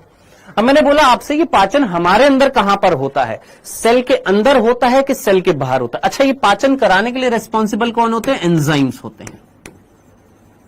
कौन रिस्पॉन्सिबल होता है? पाचन कौन कराते हैं? एंजाइम्स कराते हैं। आप लोगों ने कहीं ना कहीं इतना तो सुना होगा, मुंह के अंदर जब भोजन जाता है तो कोई लाइपेज, मुंह के अंदर जब भोजन जाता है तो कोई एंजाइम होता है जिसको हम लार अमाइलेज बोलते हैं। पेट में जाता है तो कोई पेप्सिन होता है ना? इस तरीके से एंजाइम नाम सुने होंगे, कुछ कुछ एंजाइम्स याद आ रहे होंगे। तो एंजाइम्स क्या करते हैं? पाचन में हेल्प करते हैं। अब मेरा सिंपल सा क्वेश्चन था, ये पाचन कहां पर होता है? कोशिका के बाहर होता है कि कोशिका के अंदर होता है? ये अनुराग सर को जरा एक बार डेमो दीजिएगा कि पिटाई कह रहा है, पिटाई इम्पॉसिबल है, हम तुमको क्लास से बाहर निकाल देंगे, तुमको पता लग जाएगा यही हमारी तरफ से पिटाई है। मत कर मत कर मत कर मत कर मत कर, बार बार डिस्टर्बेंस क्रिएट मत कर, एक ही चीज का स्पैम मत कर। हाँ जी, ये जो एंजाइम जो है ये पाचन कराते हैं। मैंने बोला ये पाचन कहां पर होता है? सेल के बाहर होता है कि सेल के अंदर होता है? कोशिका के बाहर होता है कि कोशिका के अंदर होता है? तो बेटा दोनों तरीके से होता है, याद रखना। ये पाचन जो होता है कोशिका के अंदर भी होता है, कोशिका के बाहर भी होता है। हमारे अंदर कहां पर होता है? जरा सोच, हमारे अंदर पाचन कहां पर हुआ था? सर हमारे मुख में हुआ था। अब मुख में अगर पाचन हो रहा है तो सेल्स में एंजाइम बाहर निकाले, अपने से बाहर निकाले, इस खाली जगह पर निकाले। यानी हमारे अंदर पाचन कहां हो रहा है? सेल से बाहर होता है। कहां पर होता है? हमारी आहार नलिका के अंदर होता है। इतनी सी बात समझ में आ गई? तो मनुष्य के अंदर पाचन कहां होता है? सेल से बाहर, कोशिका से बाहर पाचन होता है। लेकिन कुछ जीव ऐसे होते हैं जिनके अंदर कोशिका के अंदर होता है, जैसे अमीबा। अमीबा के अंदर कहां होता है? कोशिका के अंदर होता है। जो आपके मृतोपजीवी जो होते हैं, जो मृत गले सड़े पदार्थों से पोषण लेते हैं, उनमें कहां होता है? कोशिका के बाहर होता है। तो दोनों प्रकार से पाचन हो सकता है। पाचन जो है कोशिका के अंदर भी होता है, कोशिका के बाहर भी होता है। मैं आपसे पूछ रहा हूं, जीवाणुओं में जरा सोच समझकर मुझे बताना, कोई भी बालक, जीवाणुओं में पाचन कहां पर होएगा? जीवाणु जो होते हैं वो मृतोपजीवी होते हैं। मृतोपजीवी का मतलब मृत गले सड़े पदार्थों से पोषण लेते हैं। मान लो ये मरा हुआ, गला हुआ, सड़ा हुआ पदार्थ है, इसके ऊपर कौन आएगा? सर ये जीवाणु आएगा। अब ये जीवाणु क्या करेगा? सर इस मृत पदार्थ से पोषण लेगा। कैसे पोषण लेगा? सर ये बाहर एंजाइम निकालेगा। वो एंजाइम क्या करेगा? इस पदार्थ को और सड़ाएगा, यानी जो ये जो पदार्थ है इसके और टुकड़े टुकड़े करेगा, यानी इसके और छोटे छोटे भागों में इसको विभाजित कर देगा। और बिल्कुल छोटे छोटे भागों में विभाजित करने के बाद फिर ये जीवाणु इनको क्या कर लेगा? इस पोषणीय पदार्थों को एब्जॉर्ब कर लेगा। जरा दिमाग लगा, यहां पर एंजाइम कहां निकले? सेल से बाहर निकले। हाँ सर, ये एंजाइम जो सेल से बाहर निकल रहे हैं, बाहर निकालने के लिए रिस्पॉन्सिबल कौन था? ये आपका मीजोजोम्स। तो जरा सोच, क्या मैं बोल सकता हूं कि वो मीजोजोम जिनके अंदर एंजाइम्स ज्यादा से ज्यादा संचित किए जा रहे हैं, वो एंजाइम जो सेल के रेप्लिकेशन में भी, यानी डीएनए के रेप्लिकेशन में भी हेल्प करते हैं, वो एंजाइम जो पाचन में हेल्प कर रहे हैं, क्या उनका स्त्रावण हो रहा है या नहीं हो रहा? तो क्या ये मीजोजोम स्त्रावण में हेल्प करते हैं, सिक्रीशन में हेल्प कर रहे हैं या नहीं कर रहे? तेरी एनसीईआरटी में सिर्फ वर्ड लिखा हुआ स्त्रावण। सर हमको एनसीईआरटी बस पढ़ा दो, मीनिंग मत समझाओ, आप बस एनसीईआरटी दिखा दो, हाईलाइट दिखा दो, हमारा काम हो गया। पढ़ाना नहीं है सर, बस आप हमको ये एनसीईआरटी हाईलाइट दिखा दो, मीनिंग मत बताओ कुछ भी। क्या ये पांचवा फंक्शन समझ में आ गया कि ये किस चीज में हेल्प कर रहे हैं? सिक्रीशंस में। किसके सिक्रीशंस में? उन एंजाइम के सिक्रीशन में जो पाचन में हेल्प करेंगे। ये आपका बैक्टीरिया था, ये बैक्टीरिया मृत पदार्थ के पास जब जाता है तो उस मृत पदार्थ को और सड़ाने के लिए ये बाहर एंजाइम निकालता है।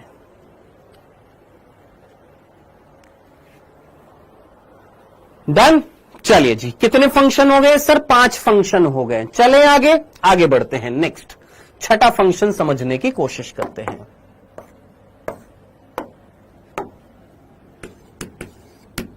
छठा फंक्शन समझने की कोशिश करते हैं। 5 हो चुके, 6th फंक्शन। छठा जो फंक्शन है वो है क्या? हम प्रोकैरियोटिक कोशिका में मीजोसोम पढ़ रहे हैं। आप जल्दी से मुझे बताइए, क्या प्रोकैरियोटिक कोशिका में माइटोकॉन्ड्रिया मिलेगा?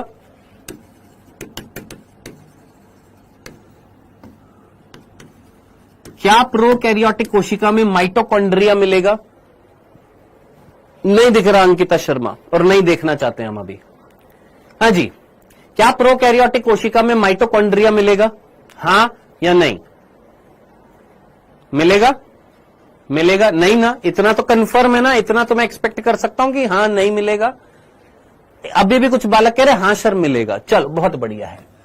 प्रोकैरियोटिक कोशिकाओं में कोशिकांग नहीं होते हैं, झिल्ली युक्त कोशिकांग नहीं होते हैं, तो माइटोकॉन्ड्रिया नहीं मिलता। माइटोकॉन्ड्रिया को हम क्या बोलते हैं? Power house of cell. एक कोशिका जो होती है उसकी भट्टी बोला जाता है ना? ऊर्जा ग्रह बोला जाता है। क्यों? क्योंकि एक कोशिका के अंदर ऊर्जा कौन उत्पन्न करता है? माइटोकॉन्ड्रिया। और एक कोशिका के पास अगर ऊर्जा रहेगी तभी तो वो सारे के सारे कार्य करेगा। हां जी, ठीक है, सिंपल। अब मैंने आपसे सीधी सी बात बोली कि माइटोकॉन्ड्रिया जो है वो यहां पर नहीं है प्रोकैरियोटिक कोशिका में।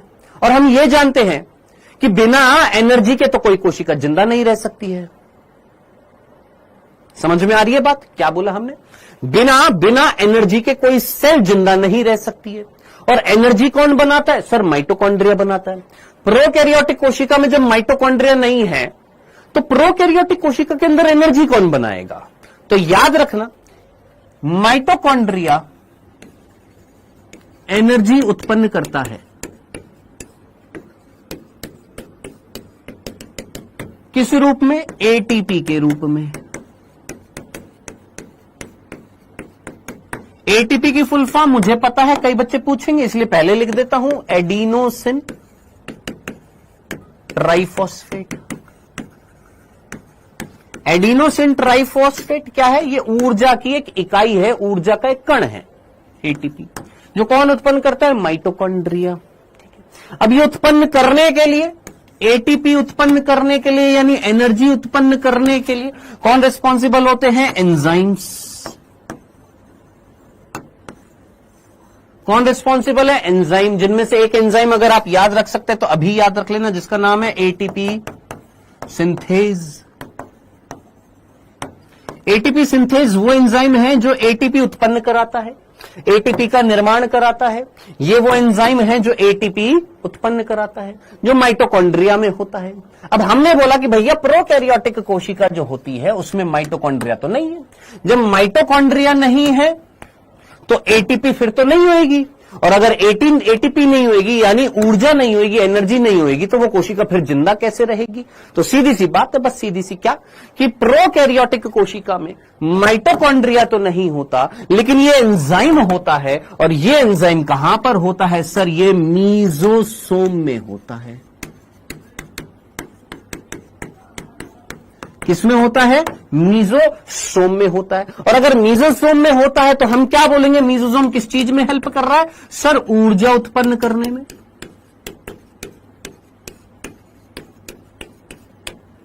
किस चीज में हेल्प कर रहा है? सर ऊर्जा उत्पन्न करने में काम करता है। तो अब आप मुझे बताइएगा, इतनी सी बात सुनने समझने के बाद फटाफट मेरी इतनी सी बात को बस सुनना और समझना। आप में से कितने बच्चे ये वर्ड जानते हैं? रेस्पिरेशन, जिसको हम हिंदी में बोलते हैं श्वसन। क्या होता है रेस्पिरेशन? क्या होता है श्वसन?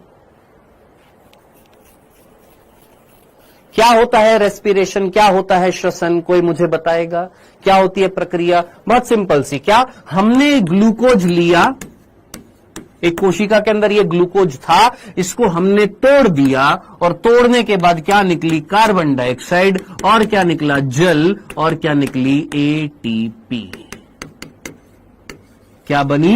एटीपी। किसकी प्रेजेंस में? सर एंजाइम की प्रेजेंस में। किसकी प्रेजेंस में? एंजाइम की प्रेजेंस में।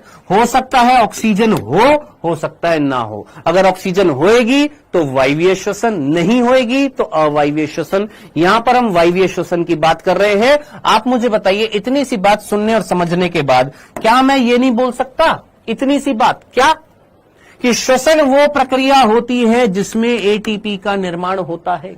श्वसन, रेस्पिरेशन वो प्रोसेस है जिसमें ऊर्जा उत्पन्न होती है। किस रूप में? एटीपी के रूप में। तो आप मुझे जल्दी से आंसर दे दीजिए, ये श्वसन कहां संपन्न होगा? हमारे अंदर ये श्वसन कहां पर होता है? हमारी कोशिका में कहां पर संपन्न होएगा? माइटोकॉन्ड्रिया। कहां पर संपन्न होएगा? माइटोकॉन्ड्रिया। क्यों? क्योंकि जब हम माइटोकॉन्ड्रिया को क्या बोलते हैं कि माइटोकॉन्ड्रिया में एटीपी बनता है। तो माइटोकॉन्ड्रिया में एटीपी जब बनता है तो कौन सी प्रक्रिया से बनता है? सर, श्वसन से बनता है। यानी श्वसन वो प्रोसेस है जो माइटोकॉन्ड्रिया के अंदर होती है। ये प्रोसेस का नाम है श्वसन, और ये कहां पर हो रही है? माइटोकॉन्ड्रिया में, जहां पर क्या बन रहा है? एटीपी। तो अब आप इतनी सी बात बता दीजिए कि प्रोकैरियोटिक कोशिका के अंदर माइटोकॉन्ड्रिया तो नहीं है, लेकिन एटीपी उत्पन्न हो रही है, और वो कौन कर रहा है? मीजोसोम्स। कैसे? मीजोसोम्स के अंदर वो एंजाइम है जो एटीपी उत्पन्न कराएंगे। तो क्या मैं डायरेक्टली लिख सकता हूं छठा फंक्शन, और वो ये कि मीजोसोम श्वसन कराते हैं।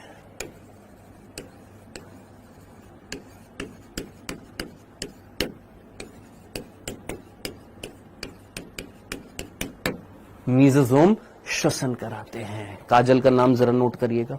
हाँ जी, मीजोसोम श्वसन कराते हैं। सर, क्लास पीछे नहीं हो रही है। तो लाइव चल रही है बेटा, लाइव क्लास पीछे थोड़ी ना होती है।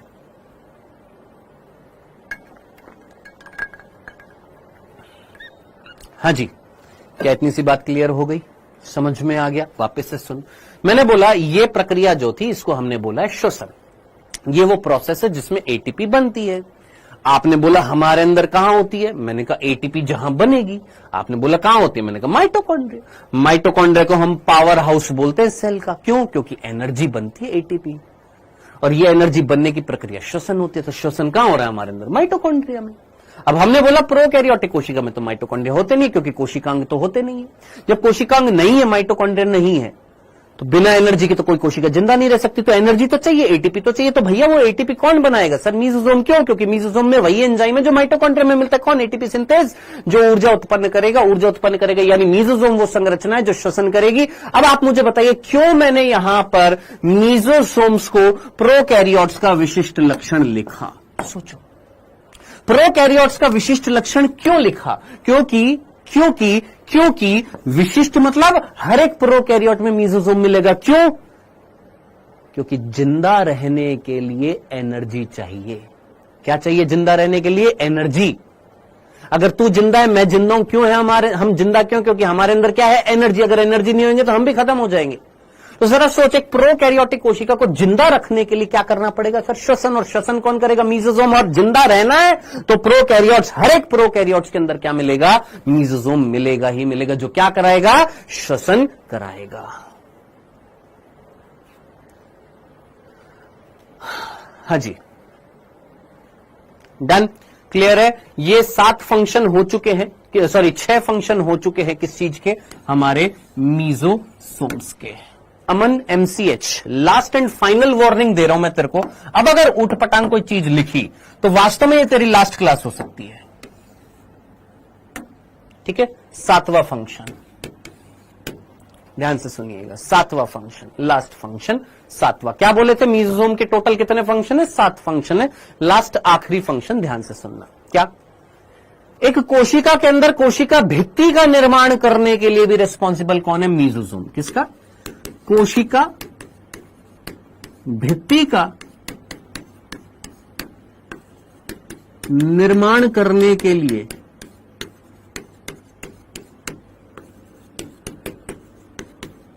उत्तरदायी हैं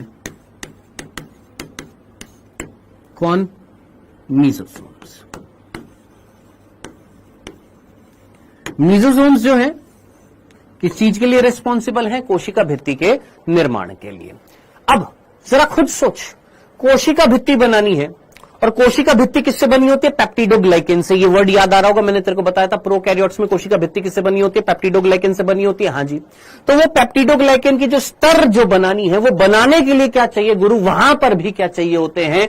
एंजाइम्स चाहिए होते हैं। और वो एंजाइम्स कहां पर है? कुल मिलाकर मीजोम, यानी मीजोसोम्स में सबसे इंपॉर्टेंट चीज जो थी वो था ये क्या? एंजाइमों का स्टोरेज। वो एंजाइम्स जो डीएनए का रेप्लिकेशन कराएंगे, वो एंजाइम्स जो सिक्रीशन करेंगे पाचन से संबंधित, वो एंजाइम्स जो श्वसन कराएंगे, वो एंजाइम्स जो साथ ही साथ कोशिका भित्ति का निर्माण करेंगे। यानी मेन चीज क्या है? मीजोम स्टोरेज है किसका? एंजाइमों का। वो एंजाइम जो पाचन से संबंधित है, वो एंजाइम जो श्वसन से संबंधित है, वो एंजाइम जो आपके कई सारे फंक्शन से संबंधित है। कोशिका भित्ति निर्माण से संबंधित एंजाइम्स, स्त्रावण पाचन से संबंधित एंजाइम्स, रेप्लिकेशन से संबंधित एंजाइम्स, श्वसन से संबंधित एंजाइम्स। हमने क्या बोला था? कोशिका जीवन की क्रियात्मक इकाई यानी अकेली एक कोशिका सारे फंक्शन कर सकती है। प्रोकैरियोट्स में अकेली कोशिका सारे फंक्शन कैसे कर पा रही है? क्योंकि उस प्रोकैरियोटिक कोशिका में ये जो मीजोसोम्स जो मिल रहे थे, इन मीजोसोम्स में पाचन से संबंधित फंक्शन भी था, श्वसन से संबंधित फंक्शन भी था, कोशिका भित्ति निर्माण से संबंधित फंक्शन भी था, डीएनए के रेप्लिकेशन से संबंधित फंक्शन भी था। अकेली कोशिका सारे के सारे फंक्शन कर पा रही है क्योंकि उसमें क्या मिल रहा है? इसमें मेन कौन है? मीजोसोम्स।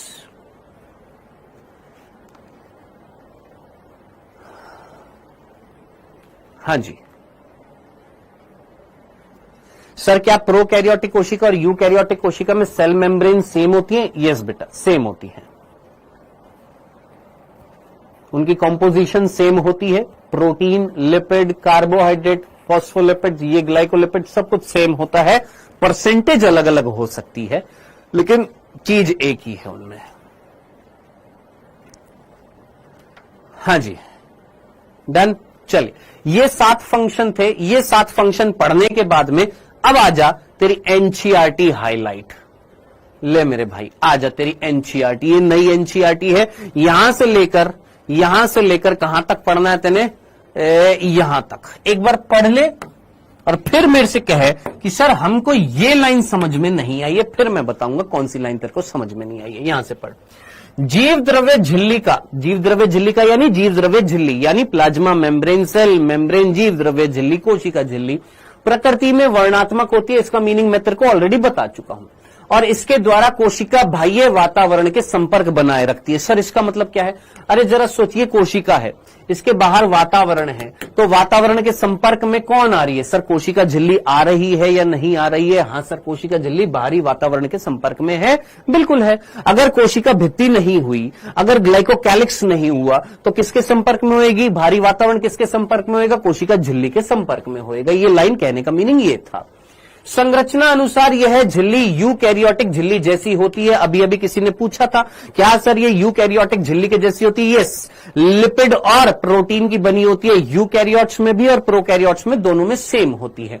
एक विशेष झिल्ली में संरचना जो जीव द्रव्य झिल्ली के कोशिका में फैलाव से बनती है, यानी एक विशेष प्रकार की संरचना है जो झिल्ली से बन रही है। कौन सी? कोशिका झिल्ली से या जीव द्रव्य झिल्ली से, जो कोशिका के अंदर फैल रही है, अंदर की तरफ फैलाव कर रही है, जिसको हमने बोला मीजोजोम या मीजोसोम, एक ही चीज है। यह फैलाव या तो पुट्टिका के रूप में हो सकता है, या नलिका के रूप में हो सकता है, या बड़ी नलिका, जिसको हम क्या बोलते हैं? पटलिका। जो बड़ी नलिका नहीं लिखी हुई है, डायरेक्टली नाम लिखा हुआ, पटलिका के रूप में मिलती है ये। अब इसके कार्य क्या क्या है? सर कोशिका भित्ति का निर्माण हमने 7वां फंक्शन पढ़ा था। डीएनए की प्रतिकृति हमने 3रा फंक्शन पढ़ा था। साथ ही साथ संतति कोशिका में वितरण में सहायता करती है। सर इसका मीनिंग क्या है? कि जरा सोच, एक है जनक कोशिका, वर्ड ध्यान से सुनना, एक है जनक कोशिका, एक है संतति कोशिका। जनक कोशिका जब डिवाइड होती है तो क्या बनती है? संतति कोशिका। तो जरा सोच, जनक कोशिका से संतति कोशिका बनाने के लिए रिस्पॉन्सिबल कौन था? मीजोसोम। कोशिका विभाजन में हेल्प कर रही थी। तो इस लाइन का मीनिंग क्या हुआ? संतति कोशिका में वितरण का मतलब कि संतति कोशिका में बांटने के लिए रिस्पॉन्सिबल कौन था? मीजोसोम था। श्वसन कराने के लिए कौन रिस्पॉन्सिबल था? मीजोसोम था। स्त्रावण प्रक्रिया से संबंधित कौन था? सर मीजोसोम था। जीव द्रव्य झिल्ली के पृष्ठ क्षेत्र, पृष्ठ क्षेत्र का मतलब क्या है? सरफेस एरिया है यहां पर। अधर क्षेत्र, पृष्ठ क्षेत्र, ये मत सोचना सर अधर भाग कौन सा है, पृष्ठ भाग कौन सा है। यहां पर पृष्ठ क्षेत्र का मतलब क्या है? यहां पर सरफेस एरिया है। कि सरफेस एरिया जो है वो बढ़ाने के लिए रिस्पॉन्सिबल कौन था आपका? ये आपकी कौन? मीजोजोम्स। एंजाइम की मात्रा को स्टोर कर बढ़ाने के लिए रिस्पॉन्सिबल कौन? मीजोजोम्स। ये था।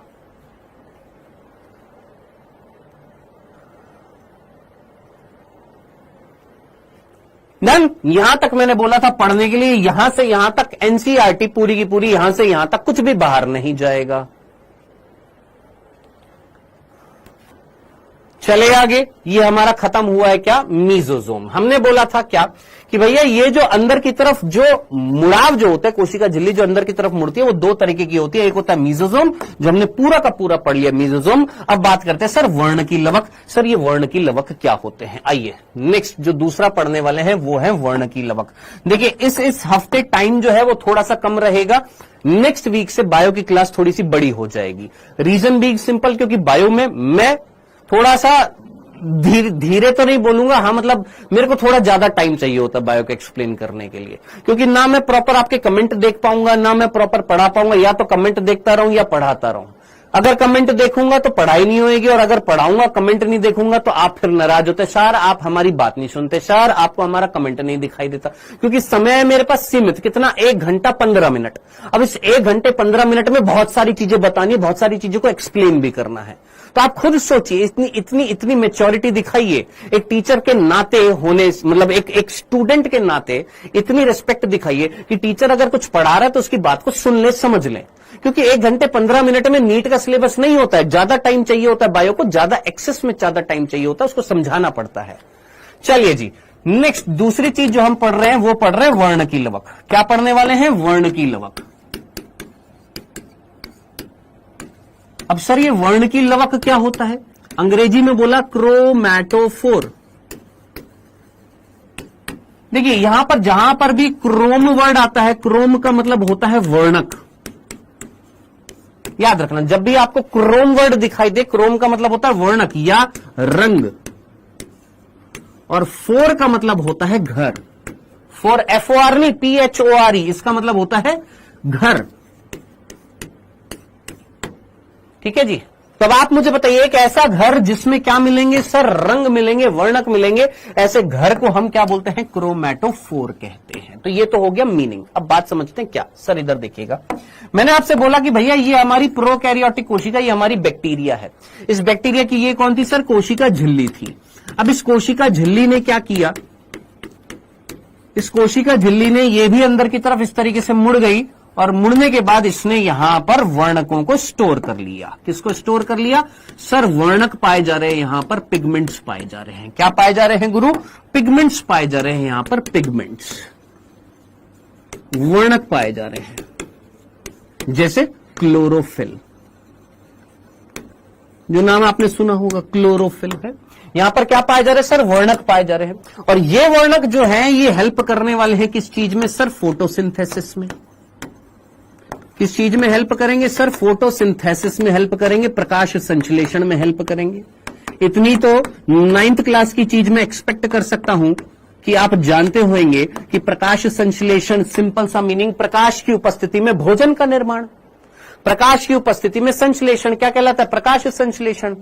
सर क्रिया लिख दीजिए, 6 कार्बन डाइऑक्साइड 12 जल के अणु चाहिए होते हैं, प्रकाश की उपस्थिति चाहिए होती है, और वर्णक चाहिए होते हैं। और क्या बनता है सर? ग्लूकोज बनता है। और क्या निकलती है सर? ऑक्सीजन निकल जाती है, 6 जल के अणु निकल जाते हैं। इस पूरी रिएक्शन को जो पहले से जानते हैं अच्छी बात है, जो नहीं जानते आज की आज में घोट कर पी जाना। किस चीज को? इस रिएक्शन को। ये कौन है सर? ये फोटोसिंथेसिस है। इस प्रक्रिया को हम क्या बोलते हैं सर? प्रकाश संश्लेषण बोलते हैं। और मैं इतनी श्योरिटी के साथ कह सकता हूं, आप में से कुछ 2 से 3% बच्चे लास्ट टाइम तक भी ये रिएक्शन याद नहीं कर पाएंगे। क्या करेंगे? आपसे पूछूंगा प्रकाश संश्लेषण क्या होता है, ये रिएक्शन दे देंगे। कौन सी? ये वाली। सर ग्लूकोज को तोड़ दीजिए ऑक्सीजन की उपस्थिति में, ये जो रिएक्शन होती है ये प्रकाश। अरे बांगड़ू, ये है श्वसन, जहां पर ATP बनती है। यह है प्रकाश संश्लेषण, जहां कोई एटीपी नहीं बनती है, भोजन बनता है, ग्लूकोज बनता है। तो ये अपने दिमाग में फिट कर लेना, ठीक है। क्वेश्चन अभी बता रहा हूं, क्वेश्चन अभी टाइम नहीं हुआ है, चलो हो गया है, क्वेश्चन अभी करवा रहा हूं, रुक जाओ, ठीक है। यहां तक की बात समझ में आ गई है। तो ये प्रकाश संश्लेषण इन वर्णकों की सहायता से होता है। ये वर्णक कहां पर मिल रहे हैं? इस घर में मिल रहे हैं, इस अंतर्वलन में मिल रहे हैं। ये जो अंतर्वलन जो था, ये जो अंतर्वलन जो आपको दिखाई दे रहा है, इस अंतर्वलन को हम क्या नाम देते हैं? इसी को हम बोलते हैं वर्ण की लवक, अंग्रेजी में बोलते हैं क्रोमैटोफोर। अब लास्ट चीज सुन लीजिएगा, बस इतनी सी बात सुन लीजिएगा, फिर आगे मैं क्वेश्चंस करा देता हूं, ध्यान से सुनना। देखिए, यूकैरियोटिक कोशिका में, अभी तो हम प्रोकैरियोटिक की बात कर रहे हैं, आगे चलकर यूकैरियोटिक कोशिका जब हम पढ़ेंगे तो उस यूकैरियोटिक सेल के अंदर, उस यूकैरियोटिक सेल के अंदर एक कोशिकांग पाया जाता है जिसका नाम होता है लवक। और ये लवक जो होता है, जिसको हम अंग्रेजी में बोलते हैं प्लास्टिड, ये प्लास्टिड जो होता है ये 3 प्रकार का होता है, जिसमें से एक होता है कौन? हरित लवक, हरित लवक। एक होता है जिसको हम अंग्रेजी में बोलते हैं क्लोरोप्लास्ट, एक होता है वर्णी लवक, वर्णी लवक, और एक होता है अवर्णी लवक, वर्णी लवक, अवर्णी लवक। वर्णी लवक को हम अंग्रेजी में बोलते हैं क्रोमोप्लास्ट, और इसको हम बोलते हैं ल्यूकोप्लास्ट। अब मैं आपको बता देता हूं मैक्सिमम बच्चे गलती कहां पर करते हैं, समझना क्या। ये लवक के जो 3 प्रकार हैं, ये पाए जाते हैं यूकैरियोटिक कोशिका में। हिंदी मीडियम में मिस्टेक कहां पर होती है, बच्चे कंफ्यूज कहां पर हो जाते हैं? इस वर्ड में, वर्ण की लवक, वर्ण की लवक और वर्णी लवक। कुछ मिलता जुलता सा लग रहा है? हां सर। वर्णी लवक किसका प्रकार है? लवक का, जो किसमें मिलते हैं? यूकैरियोटिक कोशिका में। वर्ण की लवक, जिसको अंग्रेजी में हमने बोला था क्रोमैटोफोर, ये यूकैरियोटिक कोशिका में नहीं पाया जाता, ये सिर्फ और सिर्फ प्रोकैरियोटिक कोशिका में पाए जाते हैं। ध्यान से सुन ले, चांटा लगा दूंगा यहां पर, क्वेश्चन करा दो, क्वेश्चन करा दो। जो चीज पढ़ा रहा हूं उस पर ध्यान नहीं है तेरा, बिल्कुल यार, हद पार कर रखी है बिल्कुल। कोई चीज बता रहा हूं कि बहुत इंपॉर्टेंट है, उसको सुन ले, नहीं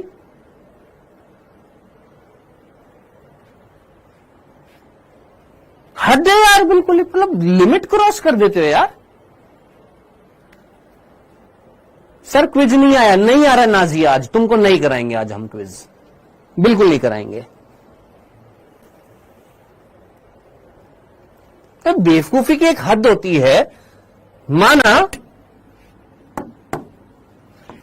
बेवकूफी की एक हद होती है, माना आपने स्टार्टिंग में बेवकूफी करी, लेकिन जब कोई चीज बता रहा हूं कि मेरे भाई ये बहुत इंपॉर्टेंट है, सुन, कि मैक्सिमम हिंदी मीडियम के बच्चे गलती कहां पर करेंगे? इस शब्द में कंफ्यूज्ड हो जाते हैं। वर्णी लवक और वर्ण की लवक दोनों मिक्स हो जाता है। इंग्लिश मीडियम वाले नहीं करेंगे, क्यों? क्योंकि वर्ड अलग है। क्रोमोप्लास्ट, क्रोमैटोफोर, क्लोरोप्लास्ट, ल्यूकोप्लास्ट, चारों वर्ड अलग हैं। लेकिन हिंदी मीडियम में ये वर्ण की लवक और वर्णी लवक दोनों में कहीं ना कहीं वर्ड ऐसा लग रहा है कि मिक्सिंग हो रही है, वर्णी लवक, वर्ण की लवक। कई बच्चे इसमें कंफ्यूज हो जाते, तो याद रखना, वर्णी लवक क्रोमोप्लास्ट ये लवक का प्रकार है जो सिर्फ यूकैरियोटिक कोशिका में मिलेगा, ये प्रोकैरियोटिक कोशिका में नहीं मिलता। जबकि वर्ण की लवक जो होता है ये प्रोकैरियोटिक कोशिका में पाया जाता है। और ये किससे संबंधित होता है गुरु? ये जो होता है ये किससे संबंधित होता है? प्रकाश संश्लेषण से संबंधित होता है। कौन? वर्ण की लवक। प्रभु इतना ही था, क्वेश्चन की प्रैक्टिस करनी है, ये लीजिए क्वेश्चन की प्रैक्टिस करिए। ये आपके टोटल पेज नंबर 91 जो है उस पे 9 क्वेश्चन है, टोटल 9 क्वेश्चन है। पेज नंबर 129 इसमें 9 क्वेश्चन है, 9 नहीं है, सॉरी, यहां पर 17 क्वेश्चन है, 9 नहीं है, यहां पर 17 क्वेश्चन है, यहां पर भी 17 क्वेश्चन है। टोटल 17 क्वेश्चन है। मैं एक बार चेक कर लेता हूं, 17 है ना, ये पहला हो गया और ये 17वां हो गया, ठीक है। टोटल 17 क्वेश्चन है यहां पर पेज नंबर 91, नई एनसीईआरटी में 91, ओल्ड एनसीईआरटी में 129, ये पेज नंबर 91 है, ठीक है जी। आइए पहला क्वेश्चन,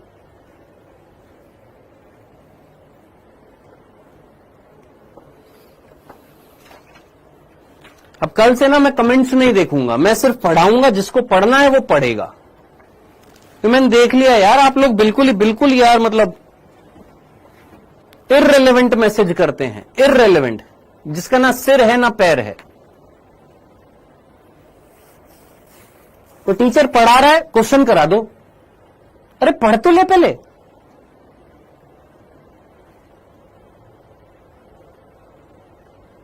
हाँ जी, प्रोकैरियोटिक मीजोसोम निम्नलिखित में सहायता नहीं करते हैं।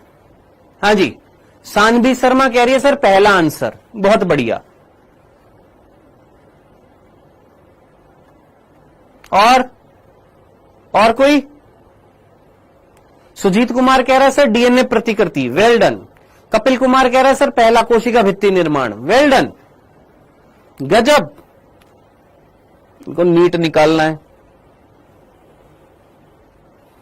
और कोई? अमन एमसीएच कह रहा है सर पहला। फिर कहता मैं अब कमेंट नहीं करूंगा आज के बाद, डर लगता है हमको पूछने में। अरे हम खा थोड़े ना जाएंगे, लेकिन लॉजिकल सुन तो सही। अभी मैंने तेरे को बताया था मीजोसोम के 7 फंक्शन थे, उन 7 फंक्शन में 7वां फंक्शन बताया था कोशिका भित्ति का निर्माण, तीसरा फंक्शन बताया था डीएनए की प्रतिकृति, 6ठा फंक्शन बताया था मैंने तेरे को श्वसन। ये सारे फंक्शन मैंने तेरे को बताए थे 7 के 7, जिसमें ये भी था, ये भी था, ये भी था। क्या प्रकाश संश्लेषण कोई फंक्शन था मीजोसोम का? नहीं सर। ये फंक्शन किसका था? वर्णकीय लवक का था। आंसर क्या होगा इसका? प्रकाश संश्लेषण। दिक्कत यही तो है, प्रॉब्लम असली यही है कि आपको कोई चीज समझाई जाती है, आप समझते नहीं है। आप अपने आप में चतुर रामलिंगम बन जाते हैं कि कोई टीचर आपको कोई चीज समझा रहा है कि तो सुन ले। नहीं, सुनना नहीं है हमको, क्योंकि आदत नहीं है सुनने की, फालतू की चीज लिखनी है। अब जैसे डॉक्टर विशाल है सर, चैप्टर खत्म हो जाए तो उसके बाद में ना एक लेक्चर ऐसा ले लेना जिसमें ये सारी चीजें रिपीट कर देना। भाई तू यहां पर पहले पढ़ तो ले यार, यहां पर चीजों को सुन तो ले।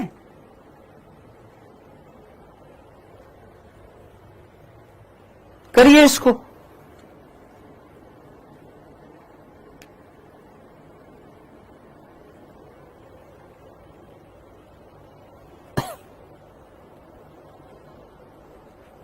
तो असली बात बताऊं आपको, ये क्वेश्चन कर लो। असली बात ये है कि आप में से जितने भी बच्चे इस बैच में आए हैं, इसमें से 50% बच्चे, मैं लिटरली सच्ची हकीकत बता रहा हूं, 50% बच्चे 2 महीने के बाद दिखेंगे नहीं बैच में,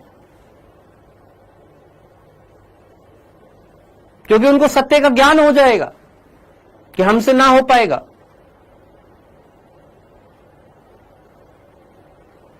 फिर वो ब्लेम करेंगे किस पे? टीचर पर। सच्ची बता रहा हूं, हमको ये समझ में नहीं आ रहा, हमको ये नहीं हो रहा, हमको वो नहीं हो रहा। असलियत उनकी क्या है? पढ़ना चाहते नहीं है, ऊट पटांग कमेंट्स करने। जो टीचर कह रहा है कि सुन ले, नहीं वो नहीं करना है, आलतू फालतू अंट शंट चीजें लिखनी है। हकीकत ये है। फिर लास्ट टाइम आता है, फिर जोश चढ़ता, हां हम करेंगे। अब इसका आंसर बताएगा कोई? क्या आंसर है इसका? सेकंड का आंसर कर दिया। क्या आंसर है? Gram negative bacteria. कौन पूछा था? वर्णकीय लवक। ग्राम नेगेटिव बैक्टीरिया की लिपोपॉलीसेकेराइड परत में उपस्थित। क्या ऐसा हमने कुछ पढ़ा? अभी वर्णकीय लवक जो होता है ग्राम नेगेटिव बैक्टीरिया की लिपोपॉलीसेकेराइड परत में होता है। नहीं। प्रदीप्ति बैक्टीरिया में उपस्थित रंगीन पिगमेंट। तुमने यहां पर वर्ड देखा रंगीन पिगमेंट, आंख बंद करके तुमने आंसर लगा दिया होगा सेकंड, है ना? आंख बंद करके आंसर लगा दिया होगा सर सेकंड। अब देखो, अपने आंसर से मत पलटना। मेरे को पता है 50% से ज्यादा बच्चों ने इसका आंसर सेकंड लगाया है। क्यों लगाया है? क्योंकि तुमने सिर्फ यहां पर इस वर्ड पर फोकस किया, रंगीन पिगमेंट, रंगीन वर्णक। और अभी हमने वर्ण की लवक पढ़ा था, वर्ण की लवक में यही तो था, क्या? पिगमेंट, वर्णक। तुमने यही देखा, तुमने आंसर लगा दिया सेकंड, है ना? चलो आगे बढ़ते। प्रोकैरियोटिक कोशिकाओं में वसा संग्रहित करने वाली पुट्टिका, ये तो होएगा नहीं, क्योंकि पुट्टिका में वसा तो संग्रहित हो ही नहीं रही थी, है ना? ये तो होगा नहीं। अब बचा चौथा, साइनोबैक्टीरिया में झिल्ली का विस्तारण। अभी मैंने तेरे को बताया था वर्ण की लवक किसमें पाए जा रहे थे। सोच, ये वर्ण की लवक मैंने तेरे को कहां पर बताए थे, जरा दिमाग लगा। ये वर्ण की लवक कहां पर बताए थे मैंने तेरे को? सर वर्ण की लवक साइनोबैक्टीरिया, ब्लू ग्रीन एल्गी को क्या बोलते हैं? सर आपने ये नहीं बताया, पहली या दूसरी क्लास में बता दिया था, ब्लू ग्रीन एल्गी को हम क्या बोलते हैं? साइनोबैक्टीरिया बोलते हैं। ब्लू ग्रीन एल्गी को, नील हरित शैवाल को क्या बोलते हैं? साइनोबैक्टीरिया। हरे बैक्टीरिया, बैंगनी बैक्टीरिया, साइनोबैक्टीरिया, नील हरित शैवाल, इसमें क्या पाई जा रही थी? वर्ण की लवक पाया जा रहा था। चल भाई, क्या पाया जा रहा था? सर वर्ण की लवक पाया जा रहा था। दूसरा प्रश्न तेरा ये था कि साइनोबैक्टीरिया, जिसको हम क्या बोलते हैं? ब्लू ग्रीन एल्गी, उसमें झिल्ली का विस्तारण पाया जाता है। देख तेरी एनसीईआरटी में ऐसा कहीं लिखा हुआ है, देख तेरी एनसीईआरटी में कहीं लिखा हुआ है, नील हरित जीवाणु लिखा हुआ है। नील हरित जीवाणु के कोशिका द्रव्य में झिल्ली में विस्तारण होता है, और उसी झिल्ली में विस्तारण को हम क्या बोलते हैं? वर्ण। तेरे एनसीईआरटी की लाइन है ये, और उसी एनसीईआरटी की लाइन को मैंने यहां पर दूसरे क्वेश्चन में लिखा है यहां पर। तो आंसर क्या होगा इसका? फोर्थ होएगा। Fourth is the correct answer. लेकिन सर सेकंड क्यों नहीं है? जरा वर्ड ध्यान से सुन। क्या वर्ण की लवक पिगमेंट थे? सेकंड स्टेटमेंट को पढ़, पूरा ध्यान से पढ़। सेकंड स्टेटमेंट बोल रहा है कि वर्ण की लवक प्रदीप्ति बैक्टीरिया में उपस्थित रंगीन पिगमेंट है। क्या वर्ण की लवक पिगमेंट है या पिगमेंट को स्टोर कर रहे हैं? सोचो। क्या वर्ण की लवक ऐसे बैक्टीरिया जो जगमगाते हैं, प्रदीप्ति का मतलब होता है ल्यूमिनिसेंस, ल्यूमिनिसेंस का मतलब होता है जगमगाना, ऐसे बैक्टीरिया जो जगमगाते हैं उनके अंदर रंगीन पिगमेंट होते हैं। क्या वर्ण की लवक पिगमेंट है या पिगमेंट को स्टोर कर रहे हैं? सोचो, दिमाग लगाओ। क्या वर्ण की लवक पिगमेंट है या पिगमेंट को स्टोर कर रहे हैं? सर स्टोर कर रहे हैं, तो ये कैसे हो गया सेकंड? इसलिए बोला जाता है कि सिर्फ एक वर्ड पर देखकर आंसर मत दिया करो, चारों ऑप्शंस को ध्यान से देखा करो। कर दी ना गलती? और ये एनसीईआरटी बेस्ड क्वेश्चन है। इसलिए बोला जाता है प्रभु कि टीचर अगर कोई चीज कह रहा है तो उसको सुना करो। हम फालतू में यहां पर क्लास में ज्ञान नहीं बांटते हैं। तुमको बार बार हम, तुमको लगता होगा कि डांट रहे हैं या ये कर रहे हैं, तुमको समझाने की कोशिश कर रहे हैं कि प्लीज फोकस कहां पर करना है? पहले पढ़ो, सुनो, समझो। ये जो तुम्हारे छोटे मोटों से डाउट निकलते हैं, बेवजह के डाउट हैं, इलॉजिकल डाउट्स हैं। क्योंकि अगर ध्यान से सुनोगे तो इलॉजिकल डाउट्स ही आएंगे, लॉजिकल डाउट्स नहीं आएगा। और पढ़ने के बाद में अगर ऐसे क्वेश्चन करोगे और क्वेश्चन करने के बाद में गलती करोगे तो तुमको पता लगेगा हां मैंने ध्यान से नहीं सुना था। अब अगर क्लास में ऐसे डाउट्स पूछोगे, सर ये क्वेश्चन हमें कॉपी में लिखने हैं, सर आप पोल क्यों नहीं ला रहे हो? वहां पर नीट का एग्जाम देने जाएगा, वहां तेरे को क्लास में पोल मिलेगा। क्या नीट का एग्जाम ऑनलाइन है, ऑफलाइन है ना? तो ट्राई कर अपनी कॉपी में आंसर करने की। नेक्स्ट, तीसरा, कुछ साइनोबैक्टीरिया में पिगमेंट युक्त झिल्ली विस्तार होता है, क्या कहलाती हैं ये? सर जीवाणु को मतपजीवी कैसे बोला आपने?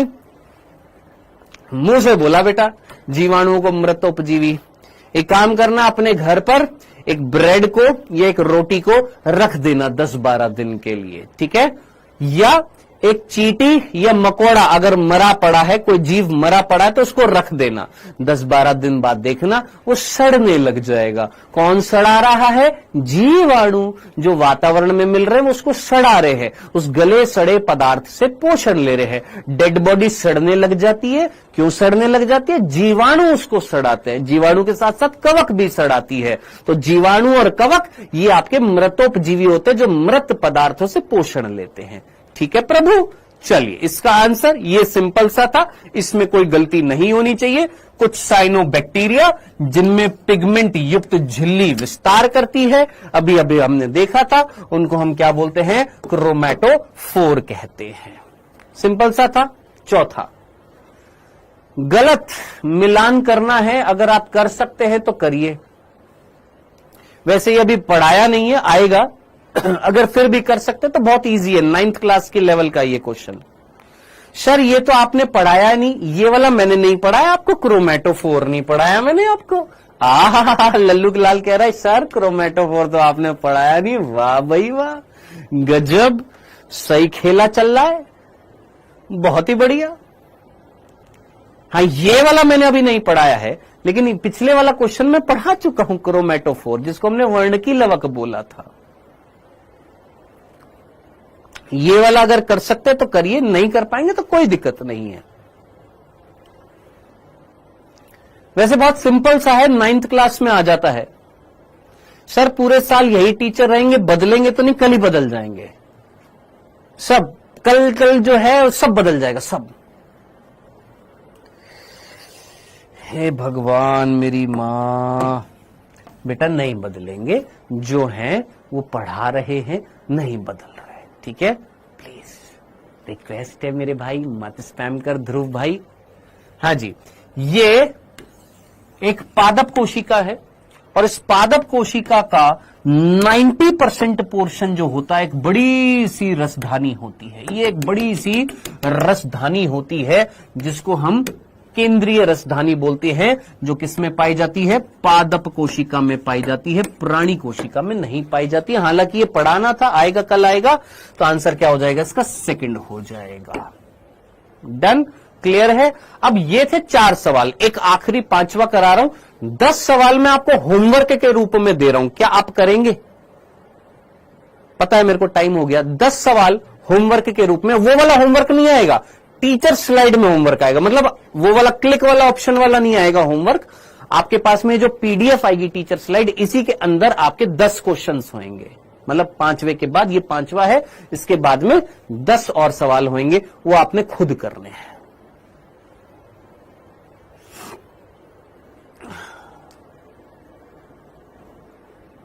ये वाला भी नहीं कराया मैंने, अभी आपको समझाया नहीं है। चलो ये कर सकते तो कर लो, वैसे इसको छोड़ दो, दूसरा सवाल दे देता हूं मैं आपको।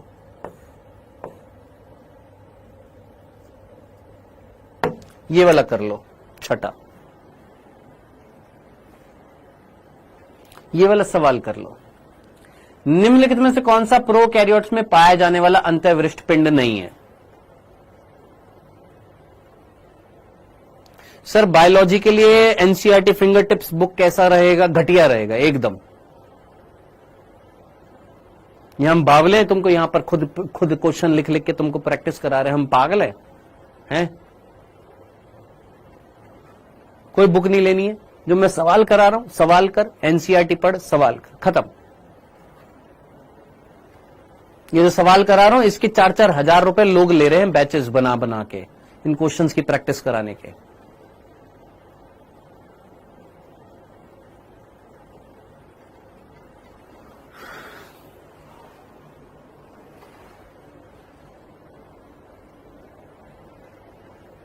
निम्नलिखित में से कौन सा प्रोकैरियोट्स में पाया जाने वाला अंतःविशिष्ट पिंड नहीं है?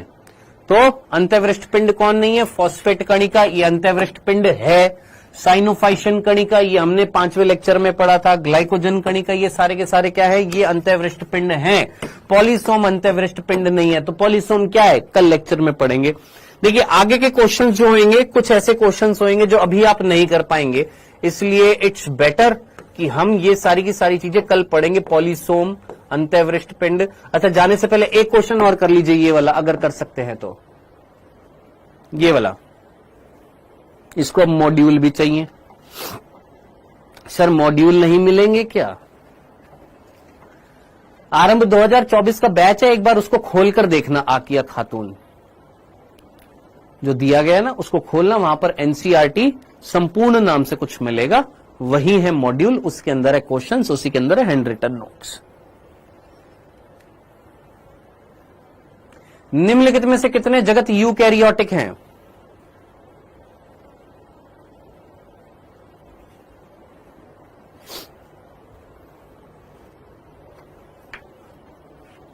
बस कंपैरिजन करना। सर हमको वहां पर उनको ये मिल रहा है, हमको यहां पर ये नहीं मिल रहा, जो तुमको यहां पर मिल रहा है वहां पर वो नहीं मिल रहा है। ये कंपेयर कभी मत करना। हमेशा खुद की थाली में ना हमेशा कमी दिखाई देती है, हाय वहां से थोड़ा सा और मिल जाता, ये मिल जाता, वो मिल जाता। जो तुमको मिल रहा है ना, लिटरली बता रहा हूं, अगर वो भी कवर कर लिया तेरे बायो में 360 में से 360 आ जाएंगे। कितने इनमें से यूकैरियोट्स है? सर ये यूकैरियोट्स है। प्रोटिस्टा, कवक, पौधे, प्राणी, ये चारों के चारों यूकैरियोट्स है। मुनीरा जो है वो यूकैरियोटिक नहीं है, प्रोकैरियोटिक है। आंसर क्या हो जाएगा? 4 यहां पर क्या है? यूकैरियोट्स है। डीपीपी कब मिलेगी? ये क्या है? ये क्या मिल रहा है आपको मेरे भाई? एक काम करते हैं, आज के बाद ये क्वेश्चन कराना बंद कर देता हूं मैं क्लास में। ये जो है ना, ये जो क्वेश्चंस मैं लेकर आता हूं ये बंद कर देता हूं आज के बाद में। कल से क्लास में ये क्वेश्चन नहीं कराऊंगा। अब ये जो क्वेश्चंस जो हैं ये आप खुद करना, यही होती है डीपीपी। मैं ट्राई करता हूं कि क्लास में करा दूं, लेकिन अब तेरे को चाहिए कि सर हमको डीपीपी दो। This is DPP, daily practice paper यही होता है ना, यही क्वेश्चंस होते हैं ना। आप ये करना, ठीक? कल मिलते हैं, इसके आगे का टॉपिक कवर करेंगे। Bye bye, take care.